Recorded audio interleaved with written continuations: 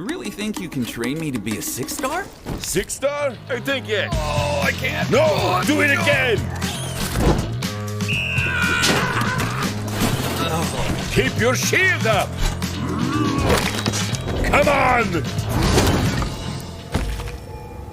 I'm ready.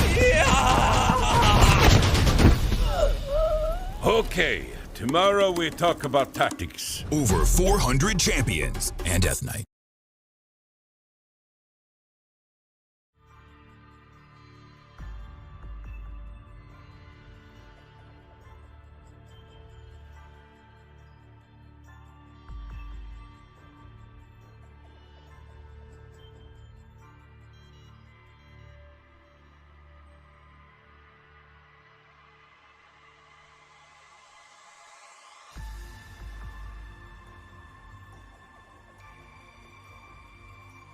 Hello, welcome to ChaoticCalling Streaming. Yes, we are slowly getting started here. Give me a second. Running a half hair behind, not too far. Not too many Harrigans behind, but we're getting there. Let me see here. I will turn that off for our sound, and then we will go to some... I don't know, you guys aren't fighting yet. Till Jack does something, right? Or Arthur. Or Arthur. Alright, so joining me, we have Christopher. I don't even want to know what Jack wanted to do with those unicorns. You know what? Me neither. Juno. Good evening. Arthur. Hello, everybody. And Jack. Howdy doody. And damn, Juno, your mic sounds very deep tonight. And we will have Vo with us, of course. She'll be a little bit late, but she's chewing on turkey. So, last session, we pretty much enjoyed a boat ride with our favorite sailors. The red-headed captain known as Nona, and also spending time with Boris, wasn't it? Yeah. And eventually you guys made land. And you were welcome to Abarga Cove, and I will copy-paste that so that you guys could correct me whenever I keep thinking of Agrabah for some fucked up reason. You can understand my confusion last week. I was like, wait a minute, what did I do here? There's a party here in Agrabah, and the party's just for me. At any rate, you made landfall, and I believe we started to make our way to the closest tavern, the Siren Tier, to kind of like get settled in, correct? I don't think we even got that far. I think it was Landho and that was we never got off the ship. You know what? Then let me go back to the ship. Then you can get off the ship, guys. So Nona and her crew managed to weigh anchor, put down the gangplank, and you guys protecting the ship until they are ready to set off. On the shore, that is. You guys are welcome to make landfall. One thing is, yeah, this is probably true. I think I remember this now. Shella kind of like peeks her head out from below the deck as the crew is still working on prepping the ship for complete landing. And you guys are all just getting ready to walk the plank to get out of off the ship, I suppose. So what do you guys want to do as we get into this? Oh god, now I have this visual of like Nona being so fed up that we don't even like go down like the the exit plank. It's the actual plank. Yeah, yeah, it's off the other side instead of the port. I think this is on the wrong side. No. I think you know what this is for. Speaking of which, here she is. But no, they are still like getting everything set up. It takes a while to tie down the ship, get it close to the port, reeling it in through heavy coils of hempen rope and such. And the rest of you are kind of like standing guard, making sure nothing happens, which, in this port, it looks very well guarded. Like, as soon as you kind of like look off, you could see that the dock that they're trying to reel into and get weighed into has like several guards posted. And yeah, it seems like every port has like a guard waiting for a ship to dock. There are ships that are already docked that don't look to have too many guards, but it seems like there is like a patrol or a policing. And You can hear Nona just kind of like sigh heavily. He's like, oh, great, gotta deal with Port Authority. Boris, get everybody ready and get the documents. Go down below deck. Make sure we got everything. Don't forget the invoices this time, all right? And Boris is like, yes, ma'am, right away, ma'am. Oh, sorry there, Kobo friend, as Boris kind of like goes below deck. And then Shelly just kind of like pops out for half a second, checking to see if it's like safe. What do you guys want to do? At this time, Jack will be putting away his hat and will be putting on the fox mask. Just in case. Yeah, you're not protected here, are you? Yeah. So he'll just be doing that. He won't be doing like anything else really to change his appearance. All right. But he'll just be kind of waiting in the middle of the ship. He won't really even say anything to Shella. Mm-hmm. Yeah, like Shelly's not even. Go ahead. Just Christopher, just noticing this, just shouts over to Dorian. Dorian, could you be his eyes for a bit? Oh. He flies over to you and whispers in your ear, can I make him run into walls or anything, boss? You know what? It might teach him a lesson. Go ahead. Gives you the salute, flies over to Jack, says, hey, Jack, I'm going to help you. I'm going to be your eyes and ears. I think I'll be alright. I'm getting used to wearing this thing. Oh, don't worry. It's nothing to it. I'm going to help you out. I'll let you know when you're having trouble seeing, all right? Yeah, for some reason, I just don't trust you with that. Insight check him then. Considering all the crap he's done to Jack, I'll give you past, advantage. yeah. I'll give you advantage. Yeah. That's fair. That is very fair. That's I mean, 11. okay, it's an easy DC too, though. Like, he's not really trying real hard to. Ah, come on, Jack. I'm your best friend. Go ahead. Hold on. To be fair, he actually is proficient in deception. You know what? He Yeah, might okay. get like- away with this. Yeah. You know, yeah. Well, I feel like okay, yeah, that's true. Let's see what happens here. Well, he's proficient in. Oh yeah, there it is. It's deception. Boop. Okay, you win. Okay, as you said, he is not trying very hard. No, he's not. Like, his heart's not in it, but he was gonna have fun with it anyway. So, don't worry, Jack. I'm just gonna hang out with you today. I'm your buddy. Great. High five. No. Oh, well, too bad. I had a blessing. Sure you did. Yep, he would have been blessed. The blessing of Illumina. Yeah, whatever that bitch's name is.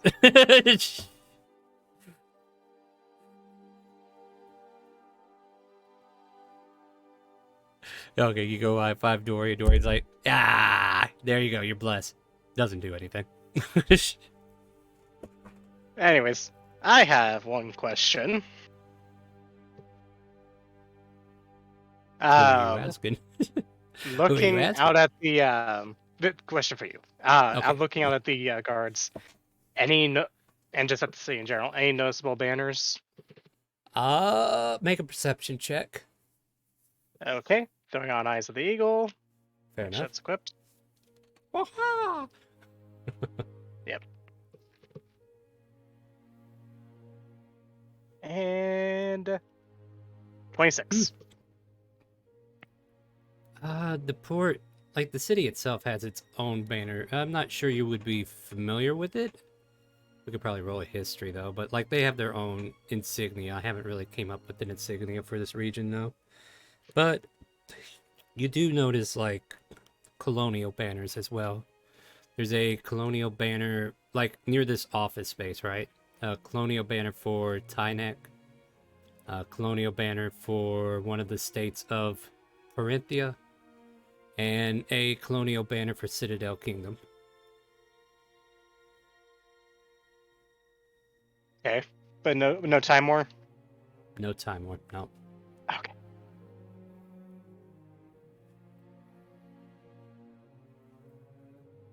Sorry, I had a bit of a thought, but anyways.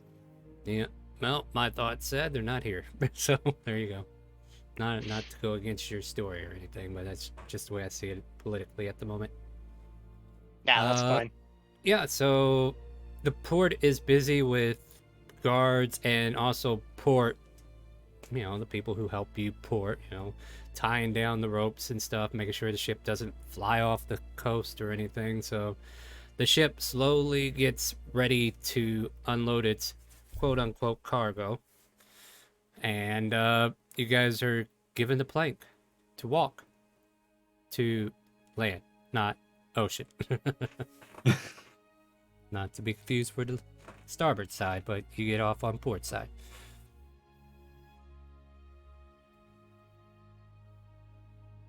Don't worry, Shada. We've finally arrived on land. It's... Oh, good. Okay.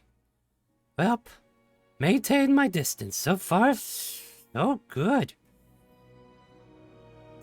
I can't lie to you, Christopher. I have a strong desire to push Arthur off the boat. Well, you can take comfort in knowing that it won't kill him. She casts telekinesis. Arthur, I need you to make a strength save versus her Arcana. Oh my goodness. I'll post that spell because, as I've been doing, I want everybody to post their spells so that not only you see it, but I see it and there's no discrepancies. Yeah. Oh, Wait, what a is it strength check beautiful or day. save? Let me double check. That's This- another reason why I do this. You can use Make an ability check. Yeah. Let's see here. You do a strength check, and yeah, you need to do a strength check, not a save. Not any better. No is it? better. If you win the okay, so and I need to make, I believe it's a charisma check, right? So let's see what do we get.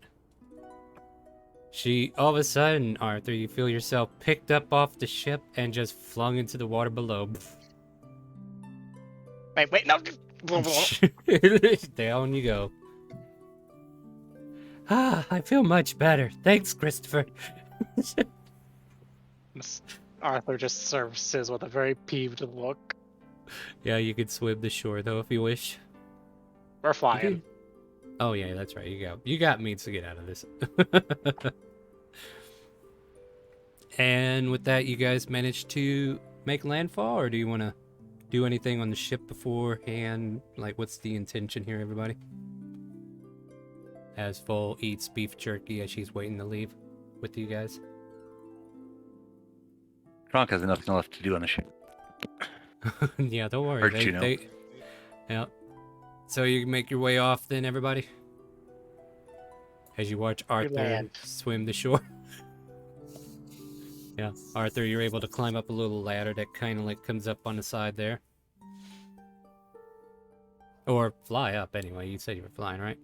Don't Yeah. have to swim. Yeah, I forgot about that. And yeah, For- you got... Go ahead. I would say, for random purposes, does Mhm. Arthur come up with a fish? Survival check. Let's find out. You do not. Okay. So, yep, you just come out soaking wet. Like any fish that saw you, swam away immediately.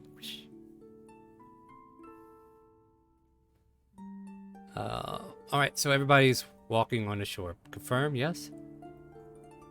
Yeah, Jack wants off the ship. As you should. Nona will meet you at the bottom and says, well, thank you for protecting us from any harms across the ocean so far. Take it you guys are getting off here and staying here a while? As far as I'm aware, That sort of depends as Christopher looks to Juno. Would this particular island also be housing your aunt, or... For your reference, Juno, your aunt lives in a village outside the city, but it's no more than like 2 or 3 hours from here. At Kronk speed. We are close to my aunt.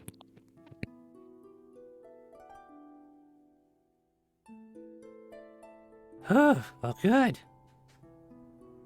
Big city, though, and as just Shella kind of like looks on this city, it's pretty well populated, built. Kind of has like a, how should I describe this?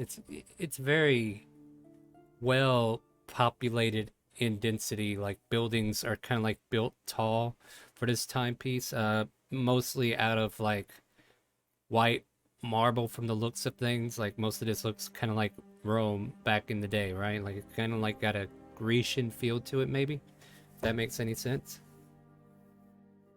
And the island itself kind of like plateaus upward a bit, so there's like a ring of buildings on one side, and then it goes up an elevated level, and it just kind of like escalates to the middle, and then it seems like the circle just kind of like comes down from the backside as you kind of like see a circular navigation to the city, like bottom level, top level. There's probably about 5 in total.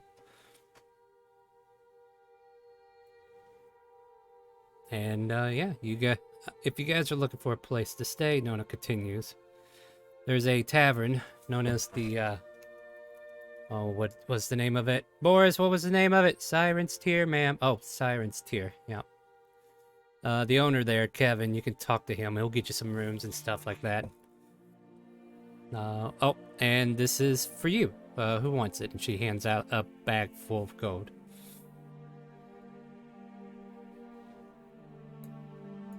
All right, I guess I'll grab it. All right. She hands the gold off to Jack. How much did I promise you for this trip, or did I give you a number? No specific number. We literally took the job because it was convenient with our trip. goals. Yeah. So let's put 250 gold in there. Like there probably would have been more if it was more hazardous, but this trip was pretty tame for the most part, other than your own antics against each other. But yeah, 250 gold pieces joins your hand there, Jack. And she kind of like smiles a bit to the rest of you. It's like, well, it was a pleasure selling with you all. We'll be here for about 2 days if you guys want to head back with us. Otherwise, good luck in your adventure.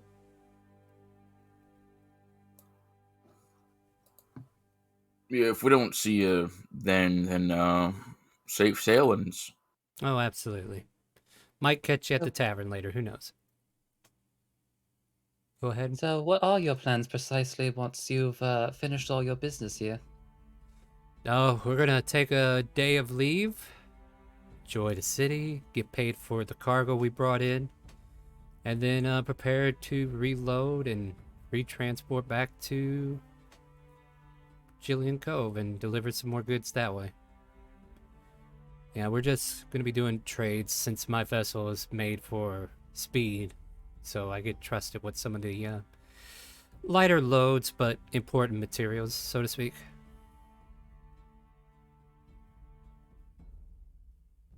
I suppose that makes sense. Yeah. Well, with that, I will catch you later then. And she just kind of like waves you off at this point, unless you have anything else you want to ask her. She starts making her way back onto her own ship as she continues to guide the rest of her crew on unloading the crates from down below. So you kind of like see them kind of like setting up with their interior part of the ship, kind of like dismantling it and open up cargo bays for these giant cranes to come down and pick up their crates, so to speak. And you guys are left to your own devices at this point. You've got a whole city to explore. I will say with her wording, like, she does give you directions to the tavern if you want to go ahead and be able to go there without having to look for it. But what would you guys like to do first? I believe we said it was early in the morning still, like 7 or 8. Correct me if I'm wrong, of course. I think we were coming off watch, right? Around. I would say it's 9 a.m. just to kind of like give it a balance of how long it took to get docked. So with 9 a.m., the day is still young. The day is all yours. What would you guys like to do at this point?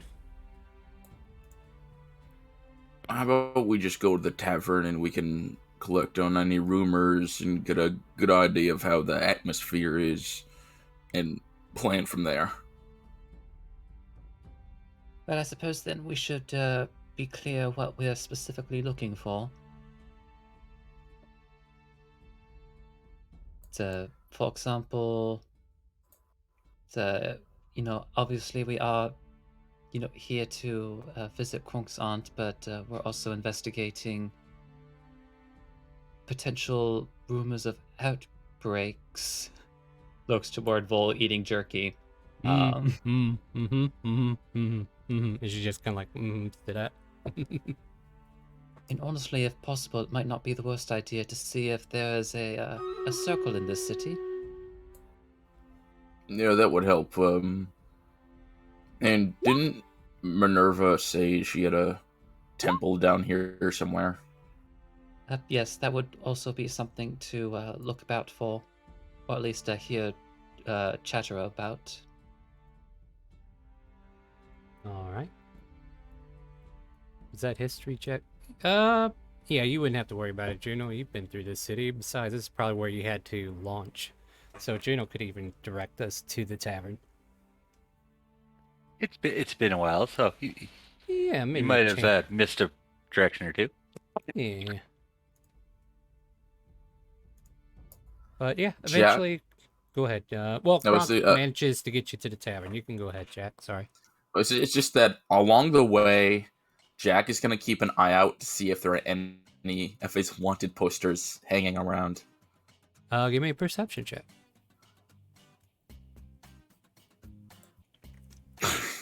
Absolutely not. Can't see shit out of that mask. Dorian's like blocking you from the blind side. Maybe there is a poster, but he blocked it from you. Who knows? But no, you look around. Nope, no poster of Jack. If anybody else wants to look, I'll allow it. Okay, why not? I mean, we're kind of all looking about. Yeah, by all presumably. means. Yeah, by all means, go for it. Nat guys. 20? Yeah, there's no posters of Jack. Like, you can safely tell him I didn't see any if he ever asked. But as far as Jack knows, like, he's just terrible at looking right now. It's that damn mask. One there, one there, one there. Oh yeah, I see that one over there. Look, boss, is that the exact resemblance of an asshole we know?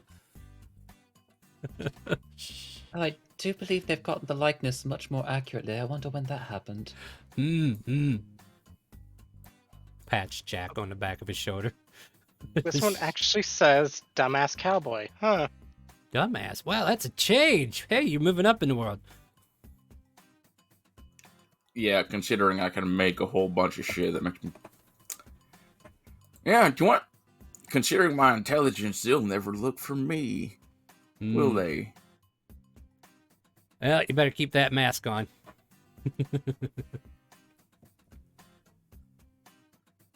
Shella's just kind of like softly shuffling behind you guys, but she's staying with you, of course. Probably closer to Juno than the rest of you.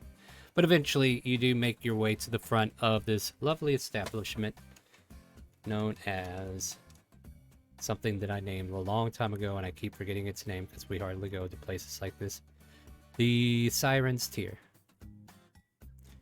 And you can see several people kind of like walking in, going in, taking a seat, and you yourselves making your way in. I think I'm just missing Mega from the list here. So if he wants to drag his token, and you guys can, pick where you want to be. I'm just going to set these NPCs over here. Star, how many beggars and stuff would we have gotten? Along the way, or... I mean, there's probably 2 or 3 beggars along the way, just kind of like sitting in front of buildings, panhandling, so to speak.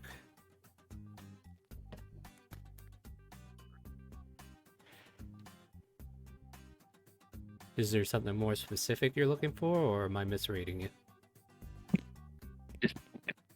Oh, your mic is messing up, buddy. Yeah, he's just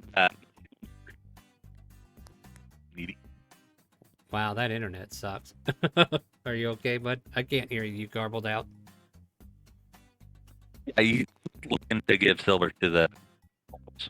Oh, okay, so you're giving silver to some of those. Okay.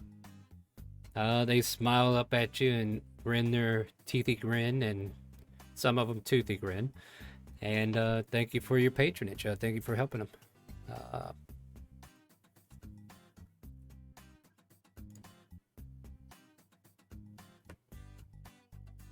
You feel warm inside for doing good deeds. As you make your way to the tavern, you are all able to take your own seats, but I guess we can all just sit at this one table. And you guys can congregate, decide what you want to do, and talk to anybody that you see fit. As you all take a seat, you see this young black-haired woman, slightly tan skin, just kind of like cupping to ask you guys, what can I get for you all? Oh, look at that spill. And she kind of like waves a little wand and presses the table so that it's clean. There you go. Sorry, I didn't get to bust in this table until just now. So what can I get for everybody? I'll have an ale plus on top of that. Just some simple meat and greens. As he immediately then tosses a coin, a platinum piece each to Yadira and Chasm. But gotta look at my names.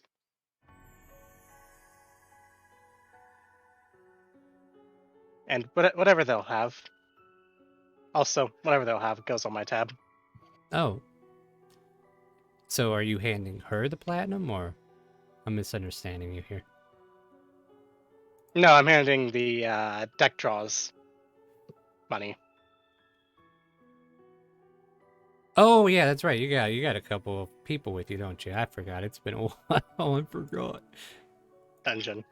Yeah. Which will be changed soon, so don't worry, guys. So yeah, they just kind of like nod and smile. Same thing. Like they're not picky. They'll have the same thing you're having. And she just kind of like nods to them. What about the rest of y'all? It's just greens and chicken, please. Greens and chickens. All right, yeah, I can get that done for you. What about you? Kind of like looking at either or whoever, Jack or Christopher. So I suppose whatever you might consider your specialty in this area. We got some shrimp cocktail, and some beer.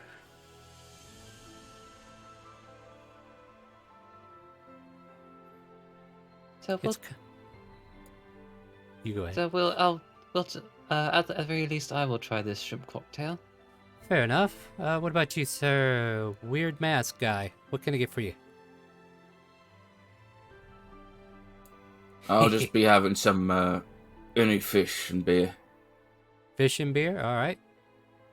And as she kind of like gets full order and shellas, which, just matters to a point, she leaves you to your own and will be back shortly with your order.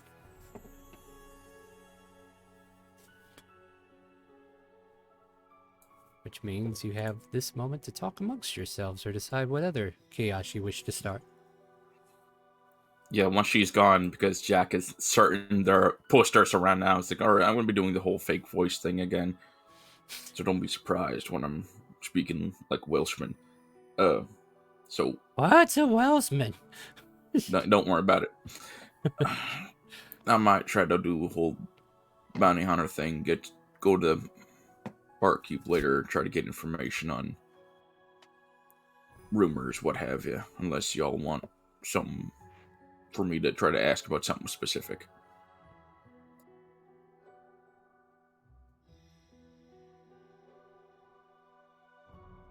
Anybody else?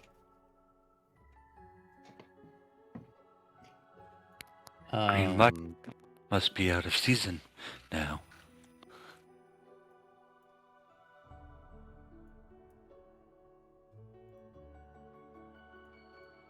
Oh, sorry, I didn't quite hear what Kong said. Sorry.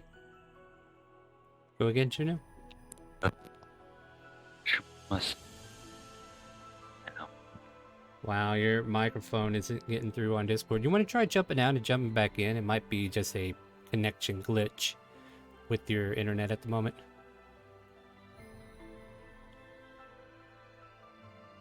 Yeah, like I'm having trouble hearing him too because it keeps glitching him out. Let me know when you get back in here, Juno. Is that any better? For a moment, hopefully. But let's see what did you say exactly? You can just surmise it if you want. Kronk was basically saying that Oh no, the microphone keeps garbaging out as soon as you're getting to the subject. Why are you doing this, Discord? Try again. Nope. Yeah, type it out. We might, yeah. I don't know, buddy. Type in roll 20. I'll be paying attention there. Okay, the greens and mushrooms must be out of season. Okay, there you go.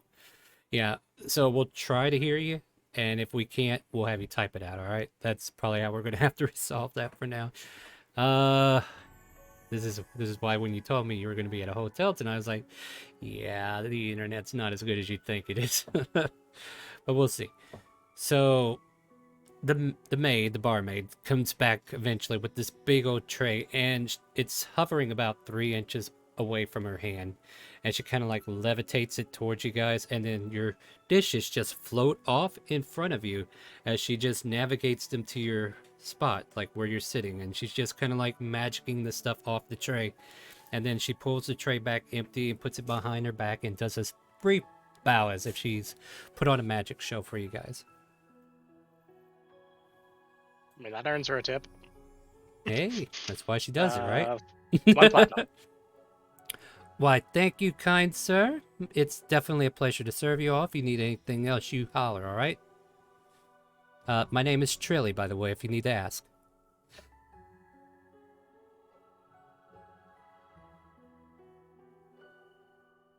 So thank you very much. Oh, that looks good. Although, before, just as well, before you walk off, yes. Presumably you know this area very well. Oh, about as best as my back of my hand. How can I help you? No, I can't help that. That's a loud, shrill noise from the background. Sound like a trucker doing a truck horn. Is that you trying to beep in there, Juno? Yeah, that internet is terrible there, I'm afraid. Oh, sorry, Mega. Go ahead.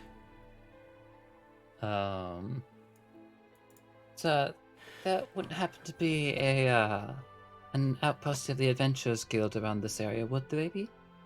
Adventurers Guild. Oh, well, I don't know exactly about Adventurers Guild, but there's definitely colonization office where you can possibly get missions from the colonizing companies. Like, there's not exactly an Adventurers Guild, so to speak. But I was mostly just because usually they have at least some sort of circle for teleportation purposes. So I was wondering if there was one in this particular city or not. You might want to try the Theater of Dwemercraft. The Theater of Dwemercraft? Oh, yeah, give me a second here. Let me write it down. Well, it's actually a learning place for magic. I'm kind of a student there, so I'm kind of proud of it. But, you know, you do need to kind of be invited there. But if you can get somebody to invite you in, maybe you can learn a few things there. But yeah, they call it the Theater of Dwemercraft. It's just basically a magic school. it's just down the road over there. You're right, it is. Yeah, Croc knows, right? Or Juno. It's that big building about 5 or 6 blocks away from here. Not very far to walk. This is my day job, and I usually go out there, well, my night job, I should say. Well, here in the morning, ain't I? So this is my day job, and I go there in the afternoon. Yeah, that's what I do. Sorry, I was sort of... I do wonder, why precisely do they call it a theater? I have no idea. You'll probably have to ask the headmaster Hedger. Well, I suppose that would be a fruitful conversation. Thank you very much for that. Oh, no problem, no problem. But if there's anything else you guys need to know or anything else I can help you with, by all means, just let me know. And Shella accidentally spills her glass of water. Oops! And then you see Trilly just kind of like prestidigitate the water away and says, "Oh, it's no harm, no foul. You're good, little one." Oh, thank you. I mean, I probably could have done the same, but I don't think she knows prestidigitation, so. But yeah, you let me know if you need anything else. Information, I can tell you a little bit about the city. Certain points of interest if you need. Take it you're all from off the island, aren't you? Timor. Oh, that's pretty far off. Well, all of you from Timor? I am, says Shella. Never been Well- to Timor. Originally, I was from Corinthia, but traveling about. Oh, Parinthia. Yeah, I hear a lot of tall tales about Parinthia. Like, is it true there's actually unicorns there? We have created a stigma, by the way. Um, there are most certainly unicorns about in Corinthia. They just prefer to stay hidden. Right, right. And then there's like a desert full of dinosaurs, I hear? So yes, the Tyrannosaurus rexes are quite massive and Oh, wow, quite yeah. threatening. Well, I'm hoping one day, as soon as I get enough saved up, to make a trip to Parinthia just so I could see the sights. Just when doing so, just don't sign anything. Oh, yeah, I've heard some warnings about that, especially if you run into big red creatures that have like these pamphlets that they want to show you and sign. Yeah, I've heard some stories. But I hope you all enjoy your stay here. Like, this is a lovely, lovely region. Any more information that you seek? I've got a couple. And then that point, Jack will get up and actually walk over this side. Information I'd rather not have them blab about. And he just hands her a platinum piece. Oh, well, okay. She takes your platinum and kind of whispers towards you. So, what's up? I'm hoping two things. Any information regarding the Tazrith, those pirates who've been harassing the Tynak, and any possible speakings or rumours of the Goddess of Chaos, Minerva. I heard there's a temple down here somewhere. Ah, you're talking about the halls of calling, aren't you? If But that's as what far- they're called. Yeah, as far as Tazarath, no. This place is ran by those, oh, what's the name of those people? There's like a ship, a company out there on the ocean that does the protecting, and we haven't seen Tazarath in years here. That's good to know. Oh, and one other bit of information, and he'll give her another platinum piece. I am going to be quitting my job tonight, it looks. Just wondering, I've seen Yeah? a few bounty posters around in Tarnak, and then some of the ports for some asshole cowboy. Has there only been such bounties around here? Not to my knowledge, no. I mean, sometimes there's posters posted in the lobby, but we haven't had anybody wanted in a while. Thank you. No, thank you. I am about 3 platinum away from quitting. It's gonna be a fucked up mess if you just make this girl quit her job today. I could let you make you retire early, but I like to be don't. and then he's gonna whisper to her like, "I like to be a tease," and he's gonna start to walk back towards the seat. Are you trying to charm her? Give me a persuasion. Yeah. I mean, if that's what you're intending. If you're not, then I'm not gonna worry about it. Yeah, I'm just Yeah, that sounds about right. a little playfulness. Roll for sexual harassment. Got it. Yeah. You see her walk over to the guy at the bar and she starts whispering in his ears and they start pointing at you. Yeah, she's into you. She is definitely talking about you, Jack. Man, I have a way with words. Or it's maybe because I gave her money, but I wanted to do. Might be the only reason you don't go to jail. Oh, lovely. We're starting this game off right. I can see that now. All right, so there are more than just her here. If you guys want, oh, you did start to ask her about that, and all she gave you was the Halls of Chaos, or Halls of Calling. Sorry. Halls of Calling.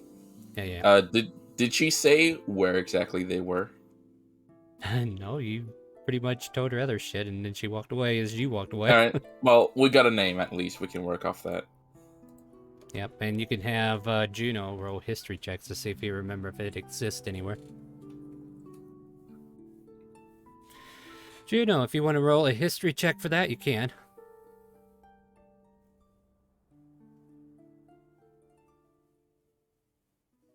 If he could still hear us. Did he actually ask Juno though? I don't know, that's true. Do you ask Juno? Yeah. I'm just gonna say to the group. All right. So they're Halls of Calling is Minerva's temple. I might have forgotten to ask where it is, and I don't feel like giving her more money. So yeah, Juno, now you can make that roll. Nope, you have... To be fair, this place must be new, because you never heard of it.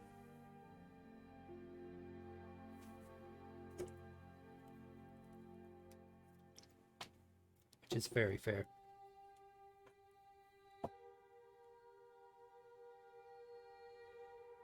So it doesn't ring any bells for you, Juno. I do not remember. We lost you at remember. I do not remember where.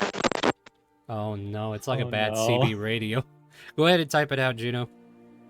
Yeah, it's like a bad CB radio, right? I do not remember where this place is. There you go. Now we hear it.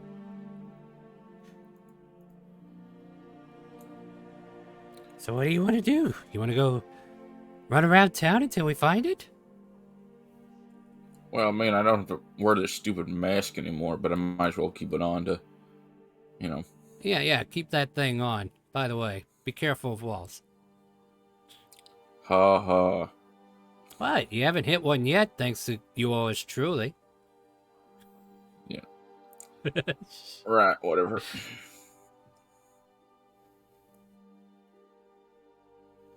Alright, Arthur, are you doing something there? Go ahead and say it, so we know you're doing it.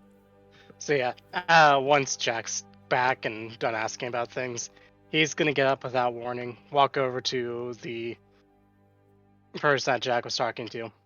Oh, yes, can I help you? Yes. Ow. Ow, are you okay? Stubbed your toe, are you alright? Very long story. I'm not going to tell you. Oh, my apologies. You're fine. You're fine. I did have a question I didn't want to really ask in front of them. You all seem to have a lot of secret questions, but sure, go ahead. Oh, bless. I just don't want them getting concerned. Fair enough. Is there any people that can speak with the dead in this Oh, town or nearby? I mean, priest, perhaps? There's a temple to Levianthian where you could probably find a priest. Or you could try like I was telling your friend, what was it, the House of Calling? You could probably check with them. They're kind of like a priest of sorts as well. Where are they located at? Oh, you know that big old building at the top of the hill? Yeah, it's located on one of those big buildings. You really can't miss it. There's a lot of, I don't know, people use the term cultists. Others just call them fanatics. But a lot of eager people seem to be hanging out there, and I think you'll see it, you'll understand. I think I already understand enough. As he just kind of tightens the belt that his swords are on. Well, like I told your friends, if you need anything else, you let me know. I hope the meal's to your liking. Yeah, I'm enjoying it so far. I think they are as well, as he just kind of looks over to his two companions that he got out of nowhere. Hey, Vol, welcome. Is your mic working yet? Can I introduce you? And then Sure. walk Okay. away. All right, yeah. So, Arthur, as you do that, Trilogy just nods and smiles and goes back to work. Even though there are still a little couple murmurings between her and the bartender as they look at Jack. Hey, Vol, as you put the jerky down, we are currently at a tavern, gathering information, enjoying a meal. You can pick what you want to eat. They have a special right now with cocktail, shrimp, and beer. Goes back to eating jerky. Fair enough. And yeah, gathering information. So far, there hasn't been any signs of wanted posters for Jack. Though Jack may be a little paranoid that there are because he's wearing his mask. And I think that's kind of everything that you may have missed. Like, they are finding out information about the House of the Calling. Sorry. Yeah. I love how you're saying that Jack's getting paranoid, but he's sitting there gawking at his own poster. I have a bounty! Yeah, no, right? Like, I don't understand why there ain't a lot of these up already. But no, he's just gotten the information that this place is protected by a friendly power. Okay, so in other words, if we did need to contact someone, we would. Because I know Vol's going to be looking around for, well, any signs of the bad plants, if you know what I mean. Yeah, so Prompt's aunt is in a nearby village away from the city, but, you guys have the city to explore at the moment. So whenever, or Juno, is ready to take you there, you guys, you're at the wheel, however you want to play this. Did spend a lot of time building up the foundation of this city, so hopefully I have everything you need. If I don't, we'll come up with it on the fly like we normally do. And I just thought of one thing that I might need, but we'll see if you guys get there. So yeah, as you guys are enjoying a breakfast meal of sorts, kind of like a brunch almost, with the shrimp and beer. And yeah, it's about 9-10 a.m. somewhere in there.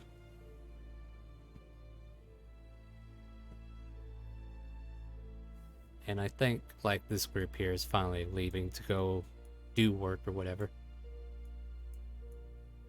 And you can hear Trilly just kind of like wave them off, and there's like a magical mage hand flying in the air, illuminated so everybody could see it. You all come back, see you later, take care. And then she just kind of like dismisses it and goes back to work. I would eat some of the stuff that they offered, but I think I ruined my appetite. Stuffing jerky. Oh yeah, you've been pretty chowing down on that lately, Vol. You need to watch your figure. You're not going to be able to channel the elements of the wind if you keep eating too much. Looks at arm and flexes and just kind of realizes more protein means bigger arms. Shella tries to flex. Aww.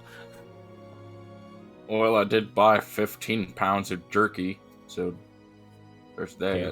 Not enough. Also, I guess split between the 5 of us, 50 gold each, and I'm just splitting up the 250 we've been paid, so it's 50 towards each person. Sounds good. Minus Shella. That's fine. Shella doesn't even know she was supposed to be paid. It's like, yep, the 5 of us. Yep, all 5 of us got more money. I got my teeth. Where's my teeth at, Jack? Well, that leads to my next question, though. Is there any last minute things we should go grab, or should we just head over? Like, all I need to do is just put on my new boots that I got. Well, I did have a couple lines of inquiry I wanted to check into about a recent development, as he just looks directly at Vol. Also, the Halls of the Calling? Well, So, then, that's up at the top of the hill. I mean, how about this? I'll come with you to help your business. And we can let others check up that. Probably not a bad idea that we're not around each other, Arthur. Well, if you'd like, Shella, I can only assume that Juno would like to see their Aunt as soon as possible. You could come along with with him and myself. Oh, wouldn't that take us out of the city?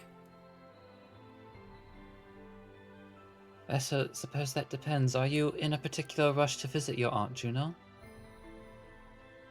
We do not know how sick she is. I mean, I'll go wherever you go. I mean, and Yeah, don't worry. I'll hang out with Jack. Wherever he goes, I go. Dorian's on his looks. shoulder. Oh, I was just gonna. Sorry, Star. You're fine. But Vol's gonna look at Arthur and be like, "How vital is it for you to get this going?" I'm asking is because, well, I'm also interested in Juno's aunt for other reasons.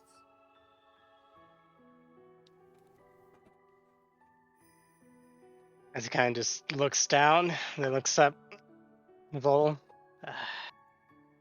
it can wait. It's not going anywhere, so as long as we don't tend to immediately leave the Southern Isles. If it helps I will you out. prompt. If it helps Oh, go you, ahead. I do apologize. I am trying to add extra information as needed. The sensation of your wife, fiance, whichever you want to call her, is not with you at the moment, so you don't feel like those chills.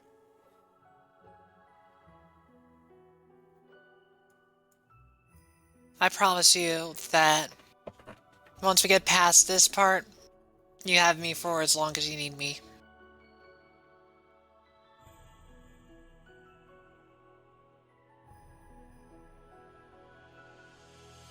He says nothing. Oh, Oh, surely. let's. Oh, go ahead. Oh no, if you got something to say before I interrupt, go for it. Well, I mean, the one place at the top of the hill we might want to get on top of, but Here you all go. Shirley comes back with a small little tray filled with breadsticks, and she puts it on the table and says, "This here is on the house. Thank you all for your hospitality." And she floats the tray down as the breadsticks kind of like land on the table by themselves, and she pulls the tray back in midair, and then it lands back in her hands. Enjoy the bread, and walks away. Oh, Trudy, I suppose before you go... Oh, yes, sir. You are a student of the theater. How exactly did you start? Oh, well, aptitude test. Apparently, whenever we were being tutored at schools and such, like, they had these wizardy old people come in and do aptitudes, and, well, in case you haven't noticed, and she kind of, like, waves a mage hand at you as she illuminates it, I kind of can do a few things. Oh, I see. So, essentially, your invitation was based on your aptitude. Mm-hmm. I mean, if you know... And she kind of, like, pauses, like, if you're really wanting to get in to meet somebody, like, if it's important to you, I could probably introduce you. I mean, I don't have any full standings or anything, but I can actually get you to the office and get you in the door. Well, so that would certainly be a kindness. Are you absolutely sure? After all, I mean, it won't be nothing much, but, you know, I could just drop you off at the secretary, and if she thinks you're worth having a meeting with, you can convince her. I mean, the only harm is just me bringing somebody that, you know, paid me a kindness, and you all been really kind customers. I can't thank you enough. And she kind of, like, pats her, like, the front of her apron where she's keeping the platinum you've dropped on her.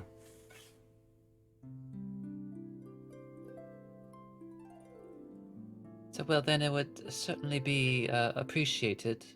It Well, appears that we're making our way out of town for a few out of the city for a few hours, but perhaps you would still be here by our return.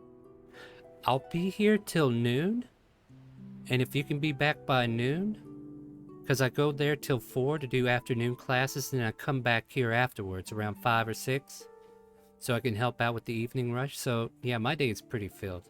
Here in the morning, I'm glad I'm here this morning though, and she pats her wallet again, so to speak. You guys about got her ready to retire. But I'm glad I came in this morning. And yeah, if you could catch me at noon, I'm going to head out for lunch and do my training. And then I can introduce you at the same time if you can catch me. If you can't do it today, like I understand, new to the city, a lot of sites you might get lost for a while. Same time applies to tomorrow. So very well then. Well, good luck with the rest of your day then. If we don't see you today. Well, it's been very fortunate since I met all you. All right, you have a good one, and I'm going to get back to work. Have a good one. And the mage hand illuminates above her head and waves at you as she skips back to the barkeep.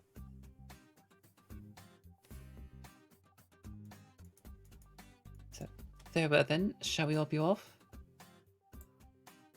Okay. Yeah, I think during our trips, at some point, I think maybe we should drop by the company colonizer place. Where the hell I wasn't paying attention to a name, just to see if they have any jobs. Hell, even if that little magic school has any big jobs, because honestly, I want to make sure to earn at least 1,000 platinum before we head back to Jillian's Cove, so I can You're going to try pay to off off this that thing. place? Yeah. Oh boy. Sorry, that's me above table.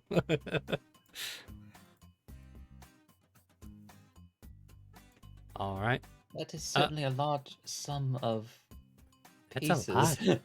Yeah, that's a lot of platinum. That's more teeth than I have in here. Shakes back at you. Good Well, thing you I know- got that payment earlier. Christopher, you know why I'm doing it. So that at the very least back in Jillian Cove, the Quintessa won't come from my hide. I just gotta deal with everyone else. I mean, we don't have to go back to Jillian Cove. We kinda do. Shella blinks.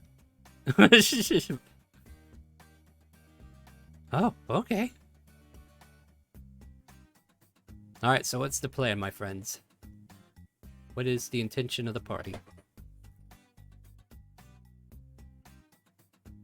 Well, presumably we are following Juno to the motherland. To Or the the motherland? the Antland? I to mean, go to go to the void? I mean, we go to Juno's aunt first. Like, Shella's not broken. Well, she's broken, but we could fix I mean- Shella when we're heading out. Unless the, Alright. Church of Colleen is gonna Let burn me- down or something.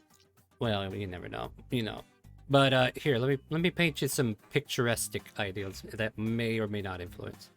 The path to lead out of the town, you have two routes you could take. One, you can go straight up the hill and down the hill, which will lead to the House of Calling. Or you could take the loop around and just kind of like go around on the outer skirts of the city and then go out the southern gate.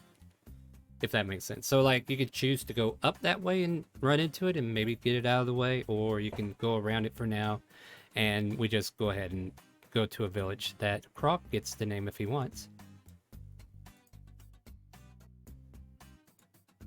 Or did you already name it? Maybe you already did and I haven't remembered. I'll have to look at your sheet.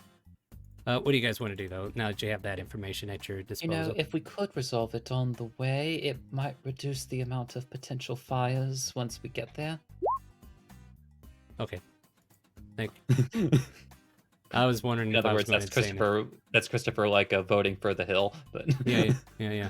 I mean, if it's like a shot between, there and there, like as the crow flies, why not?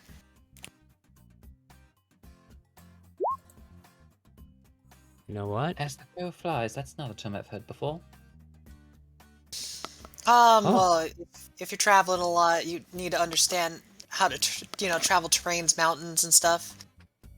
Mapping kind of jargon. I kind of learned it from a friend of mine. Yes, as the crows fly. It's a straight line. Oh, you remembered, Shella. I like watching crows. Oh, still working on it. I mean, she obviously knew what you were talking about, but she's definitely lost in her own thought process. Kobold logic. I tell you what, we can debate about it above table as well on a break. How's that sound? Because I feel like we need one right now. Is that cool? Okie doke. I'm just waiting for today when you guys go like, no, that's not cool. Star, we're ready to play. No, okay, we're gonna go ahead and take a quick break. Want to remind you guys, if you want to play some Raid Shadow Legends, !raid. If we get that raid tracker to 20, we get a boon for next month. So play through the tutorial, help us reach that goal, and Raid Shadow Legends will smile upon us with new books next month. Yeah, I forgot to plug them at the beginning, but I figure I'd catch them now before I forget. All right, so, well, I had the commercial. Anyway, we'll be back in about 10-15 minutes. Stay tuned, everybody.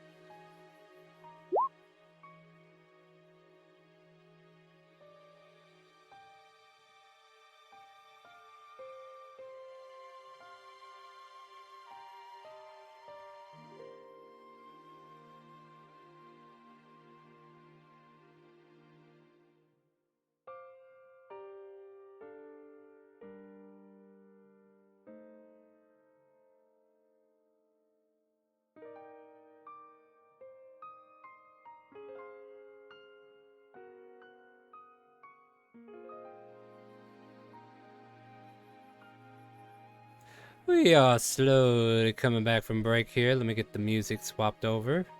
I want to remind you, we are playing StreamRaiders, so place your troops. And also, we have Raid Shadow Legends, ! Raid, if you want to help us get to our 20. So if you haven't joined yet, you haven't played the game, just get through the tutorial, claim your rewards, and you can put it down if you want, but it's not a bad game. Like, I got it running in the background so that I have something to listen to while listening to this. No, it's fine. All right, let me get them unmuted, and then we'll get right back into the game then. Excuse me. I had too much for break. Where is it? There we go. And click. There we go. Now everybody should be able to ruin the stream together. All right, so back at it, my friends. Well, I guess we didn't talk about it because we were too busy rolling our R's, huh? But where do we want to go? Through the hill? Through the woods? To grandmother's house we go? Or aunt's? Into the woods, it's always been up. Well, no, up the hill. It's Christopher's boat anyway. Yeah. And Grandma's, house is not into the woods. It's on the top of a hill. We're going the wrong direction. Oh, dear God.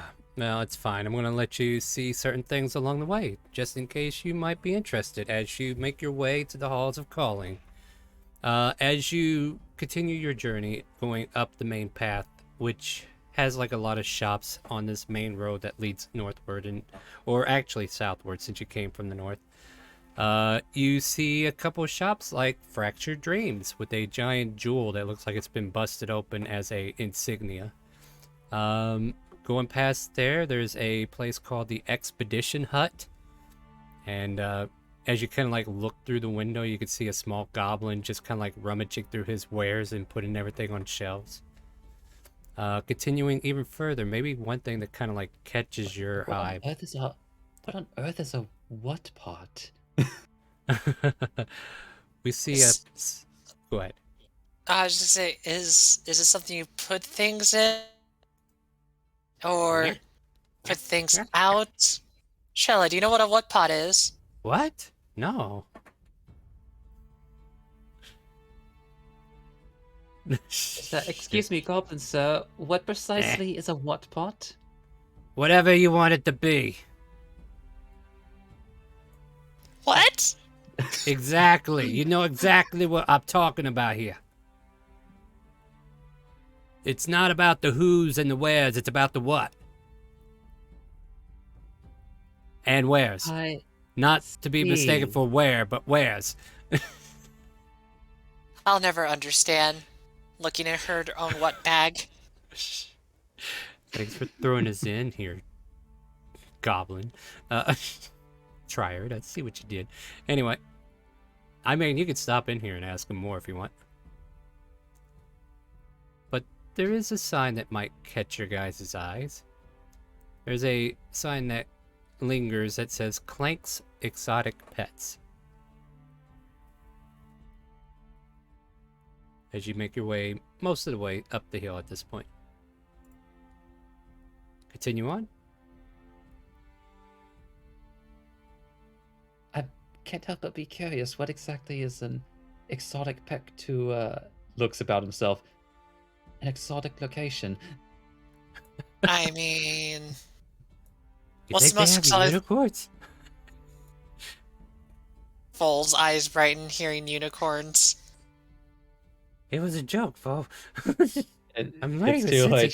She's already run into the store. Oh, damn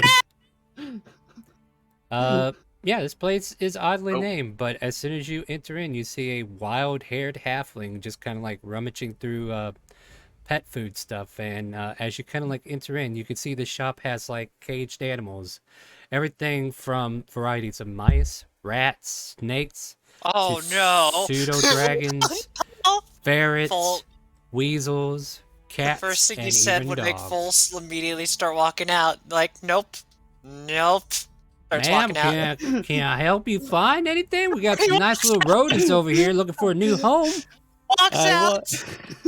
I wanted a unicorn. These aren't unicorns. These aren't unicorns. Okay. Have a nice day, ma'am. You guys can go in there. I don't think I would be able to handle that. Sorry, I just saw something I don't like. Oh no, Juno deafened himself. Yeah. No! So here, let me recap for you real quick. There is a shop called Clank's Exotic Pets, and it has this halfling that's running it, and he's got mice, rats, snakes, pseudo dragons, ferrets, weasels, cats, dogs. You name it, just about any animal, almost that may or may not be exotic. Like not all of them are exotic, but yeah.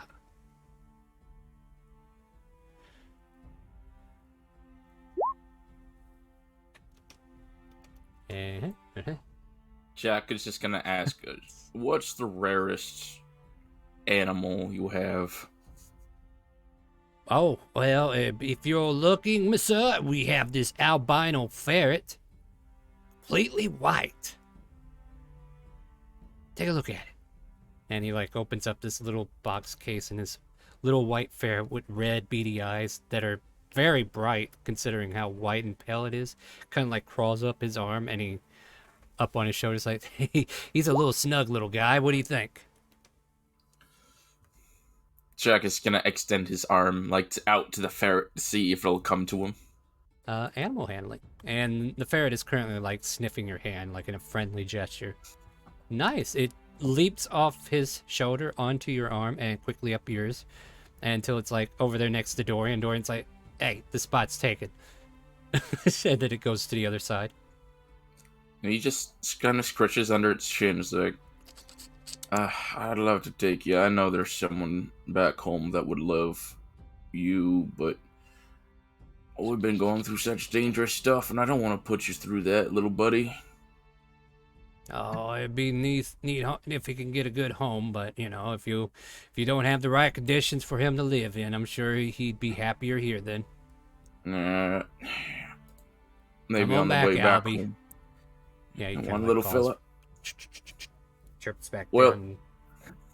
Hesitates to jump off your hand though. It's like he looks at you with pleading eyes.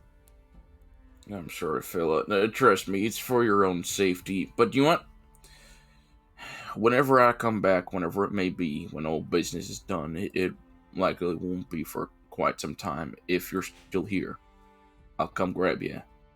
And I'll take you home to meet your new mommy.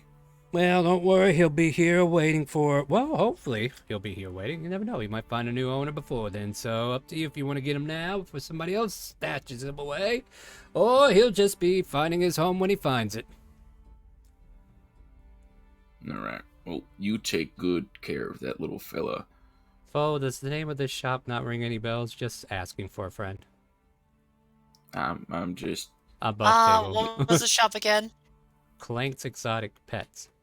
It did make me react, but then when I was walking in and I heard what you described animals, I was like, oh no, gotta play Vol's Flaw. Gotta get out. No, it's fair. It's fair. So I can only presume that you are the Clank? Oh, me? Is that a No. family name? No, oh, that's just the business name. I kind of inherited the place from somebody who just kind of like went away for Lord knows how long. If they ever come back, we could talk about refinancing the place back to his, but I just kept the business going because he went missing. Christopher is going to open up his hand and use prestidigitation to give like a brief image of Clank. This wouldn't happen to be them, would it? I mean, I honestly don't know. I was told this place was abandoned and they needed somebody who can deal with the animals, so I didn't get to meet the owner. Though he looks pretty funny looking. I heard he's been gone for about 5 years now, so I've been here for quite a bit. I kind of hope he comes back eventually, but, I'm doing the best I can to keep all these pets in line and keep them in order, make sure they find nice homes. Like, this is the kind of place you don't want to just abandon, you know what I mean? So yes, I could imagine this sort of shop could easily get very, looking about it, wild if left unattended. No, Juno, it wouldn't make sense for you to know, even with that failed history check. Just because, like, you may have came through this city, but it's not like you were buying pets or anything back then, right? Like, you might not even been in this direction 5 years ago. if I recall correctly, you were probably on your way to Timor or somewhere in that direction. So, hard to say. I was just whether or not, maybe No, you'd heard about him in passing. Yeah, it's just also the other relevant information just wouldn't connect for you at this time. Because it would have connected sooner if it did.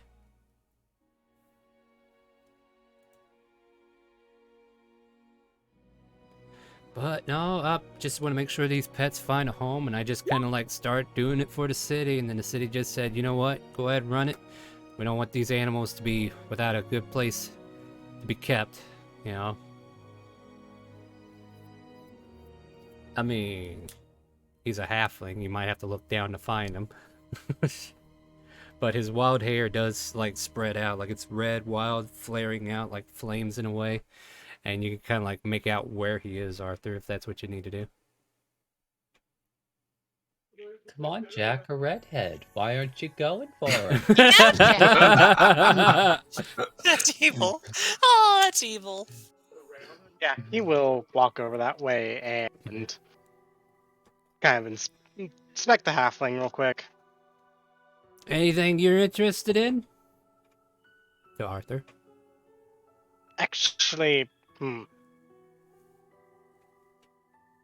this is gonna be bad, but as he takes always out the very crude drawing of... Sorry? No, go ahead. He takes out the very crude drawing of Dunwick. Have you seen this man? He's a halfling. Okay. Oh God. Yeah. Hello, halfling. Do you Have know you where I seen- can find this other halfling? He looks at it dumbfounded, like, no, I don't think I've seen this fellow around.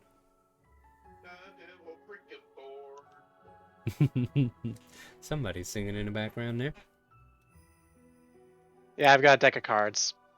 Yeah, so he just tells you, don't recognize him. Am I supposed to? Like, are you assuming all us halflings know each other? What's the deal?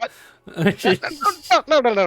Like, no, I'm pretty sure he's not from the Southern Isles, but if he was, I might know him. But no, I don't think he's from here. No, it's just... Oh, does he run a pet shop? Does he run a pet shop too? Nah, I don't think I met him though. No, sorry, sir. It's just, this seems like the place he would be. He might have stopped in a couple times. I just wanted to check, just check. Sorry. Oh, you're perfectly fine. Would you like to see Albie? And he pulls out the white furred ferret once more, just kind of like shows him off to you. As he just kind of looks back. As much as I'd like to, I'm going to walk away from this now. Oh, okay. Well, thanks for dropping in, everybody. You know, if you want to help out around the place sometime, I could pay you a little coin if you want to help me feed the animals. It gets a little lonely doing it by myself. You wouldn't happen to know of any jobs that are trying to pay big, do you? Like, Oh, hell no. I wouldn't know Jeez, that for man. the life of me. No. alright, that's Think fine. I'd be working here if that were the case? Yeah, I mean, I'm willing to offer a couple coins if you want to work here and help me feed the animals today. Yeah, or I would, but we're kind of busy, and Oh, I see. we got kind of distracted since we're trying to make sure our friend doesn't, well, Yes. after what happened to Altara, and he looks at Christopher, we need to fix that. I'm gonna kill that guy, points to Arthur. Oh, you're such a dear. And Shella walks out of the shop. Oh, are you okay? Yeah. Why wouldn't I? Well, you seem to have done a quick 180 as soon as you walked in. Yep, I did. Don't worry about it. Oh. We just ignore him from looking at the shop and just starts going like robotically walking away. I'm I gonna was just thinking- enjoy myself. I was thinking about getting one of those rats for a pet. What do you think?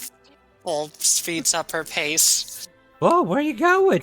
She tries to keep up with Immediately you. Phone's runs out walking the up. hole. Yeah, everybody bolts after Volt. I guess, I don't know. Oh, it looks like your Hey, you friends are finished in a your rush. shopping. Yeah. Anybody else want anything inside or no?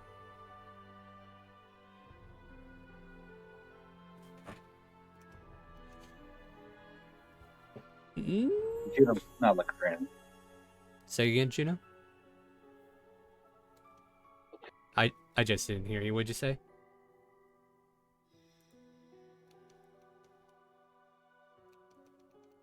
Juno's not looking for anything.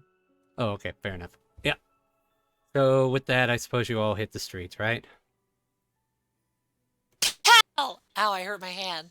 You really shouldn't be hitting the streets like that. Alright, I'm going to see if Minerva can fix all y'all heads, because we need it. It's beyond just the kobold now, and Jack's going to head to beeline it for the temple.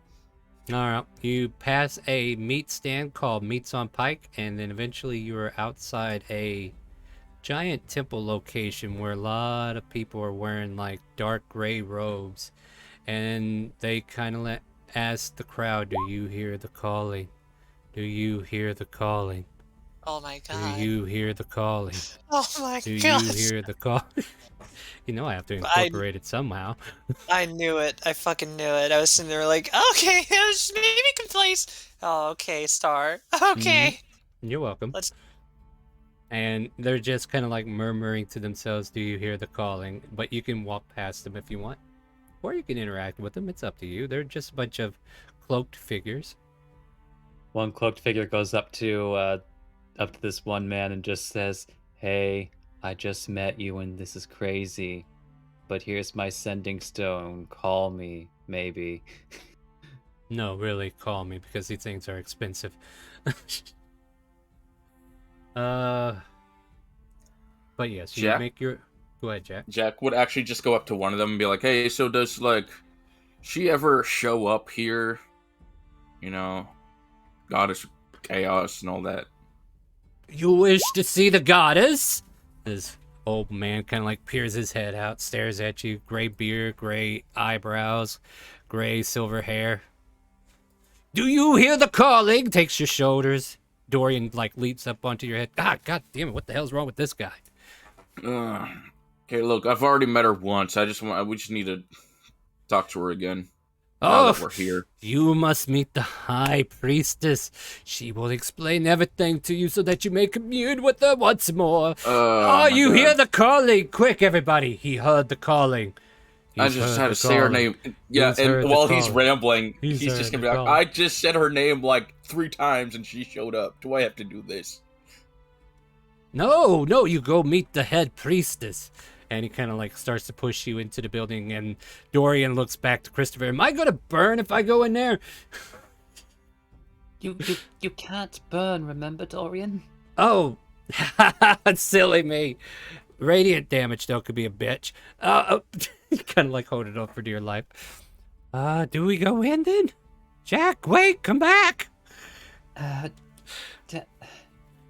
Christopher just like throwing up his hands and trying to follow Jack. Yeah. It's on to us about causing problems, and there he goes. Yeah. I mean, let's make sure he doesn't go. Oh God. Full imagines what happens. Yes, I've already envisioned that problem. Yeah. As you walk in after Jack, and as Jack is entering, being pushed by this old man trying to introduce him to the head priest, as you walk into this giant marble-like temple, like this place has been beautifully decorated in architecture, like pure stone. This would be Castle Dress dream place to come to, maybe, right? Because it's just chiseled out in so much different stones and gems in certain locations, offering like reflective light and just creating different colors as you enter in, mostly green, kind of like shades into the interior. And then there's like a pathway that is like clear, like marble stained along the way, as it kind of like leads up into an altar room where you could see like pews off to each side. And in these pews you can see random worshippers just kind of like curled over, reading books to each other. Some are humming hymns, others are chanting, "Do you hear the calling?" And then at the top of the pedestal there's like a throne, a place for somebody to sit at the top. And you see this scantily robed woman. I mean, she's robed, but her robe suggests some very significant features about her personage. And she is joined by another who is kind of lightly dressed as well.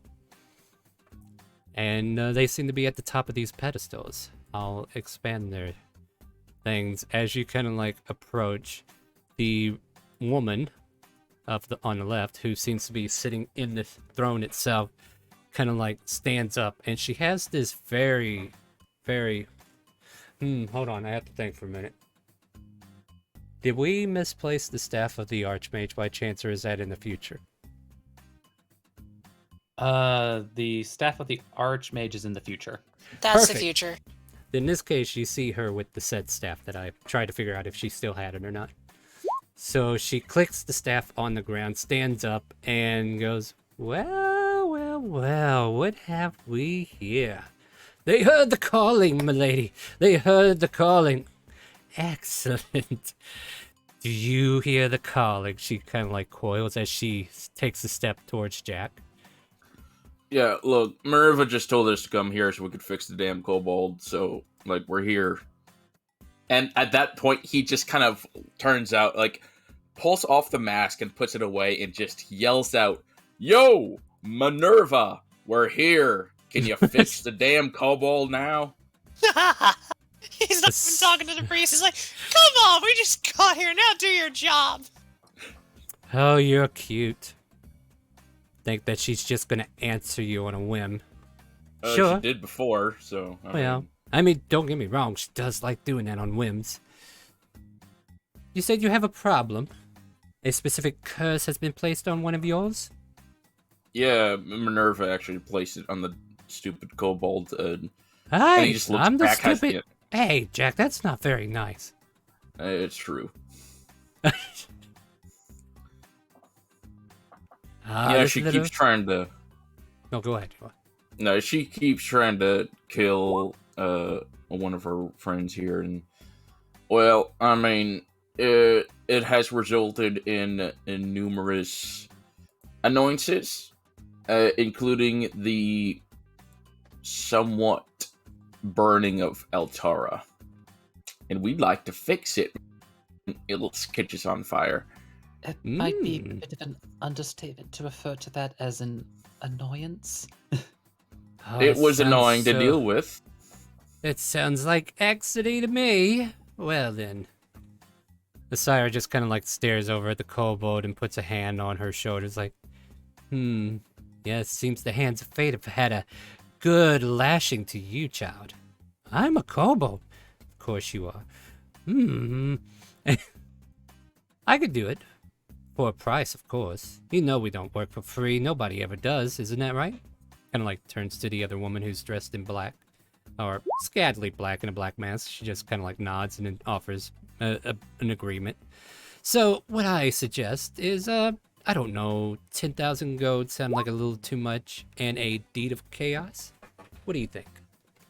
Okay, first off, what do I have to do for the deed of chaos? Like, Oh, the deed of chaos. You must prove to Minerva that you are hearing the calling. No, the deed of chaos is up to your imagination. If I give you too many examples, then you won't be able to use them, because then you had the ideal yourself, you know? But, so let me see. What's one example that you will not do? Let me see. Stealing or murdering innocent people at random is a chaotic thing to do out of the blue. That's extreme. But, okay, but... So as long as I could do something like, even if I just hit someone of importance, would that be chaotic, depending on their level of importance? Like, if I just went out to, like, the captain of the guard and just kicked him in the nuts or something. Would that be enough, or...? Only Minerva could tell us the truth if it is or not. Also, she works on actions, so we could talk about it, but I'm pretty sure you'll have to perform the action to make it happen. Kronk's gonna just reach out a little bit and whack Jack. Thank you. I was gonna do it, but I'm like, nah, I'm not gonna punch it. Yeah, just like even just as well, like Christopher, I feel like it's just like sending a message to Vol, and it's just like, why are the first things he's thinking of that are chaotic just always in the process of maiming or killing others? Yeah, yeah. Well, Juno I'm whacked willing. you in the back. I'm willing to take damage for that.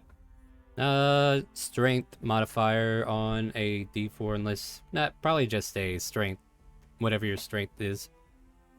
Your modifier, that is. He also 1 has plus his claws. strength.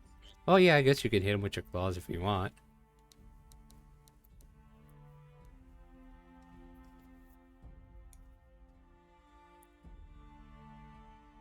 Yeah, 1 plus strength mod, unless you're trained. So, okay. I have temporary hit points. That's fine. Because Chris did his thing in the morning last time I checked. I think it was last session we did that. All right, so It was in the morning.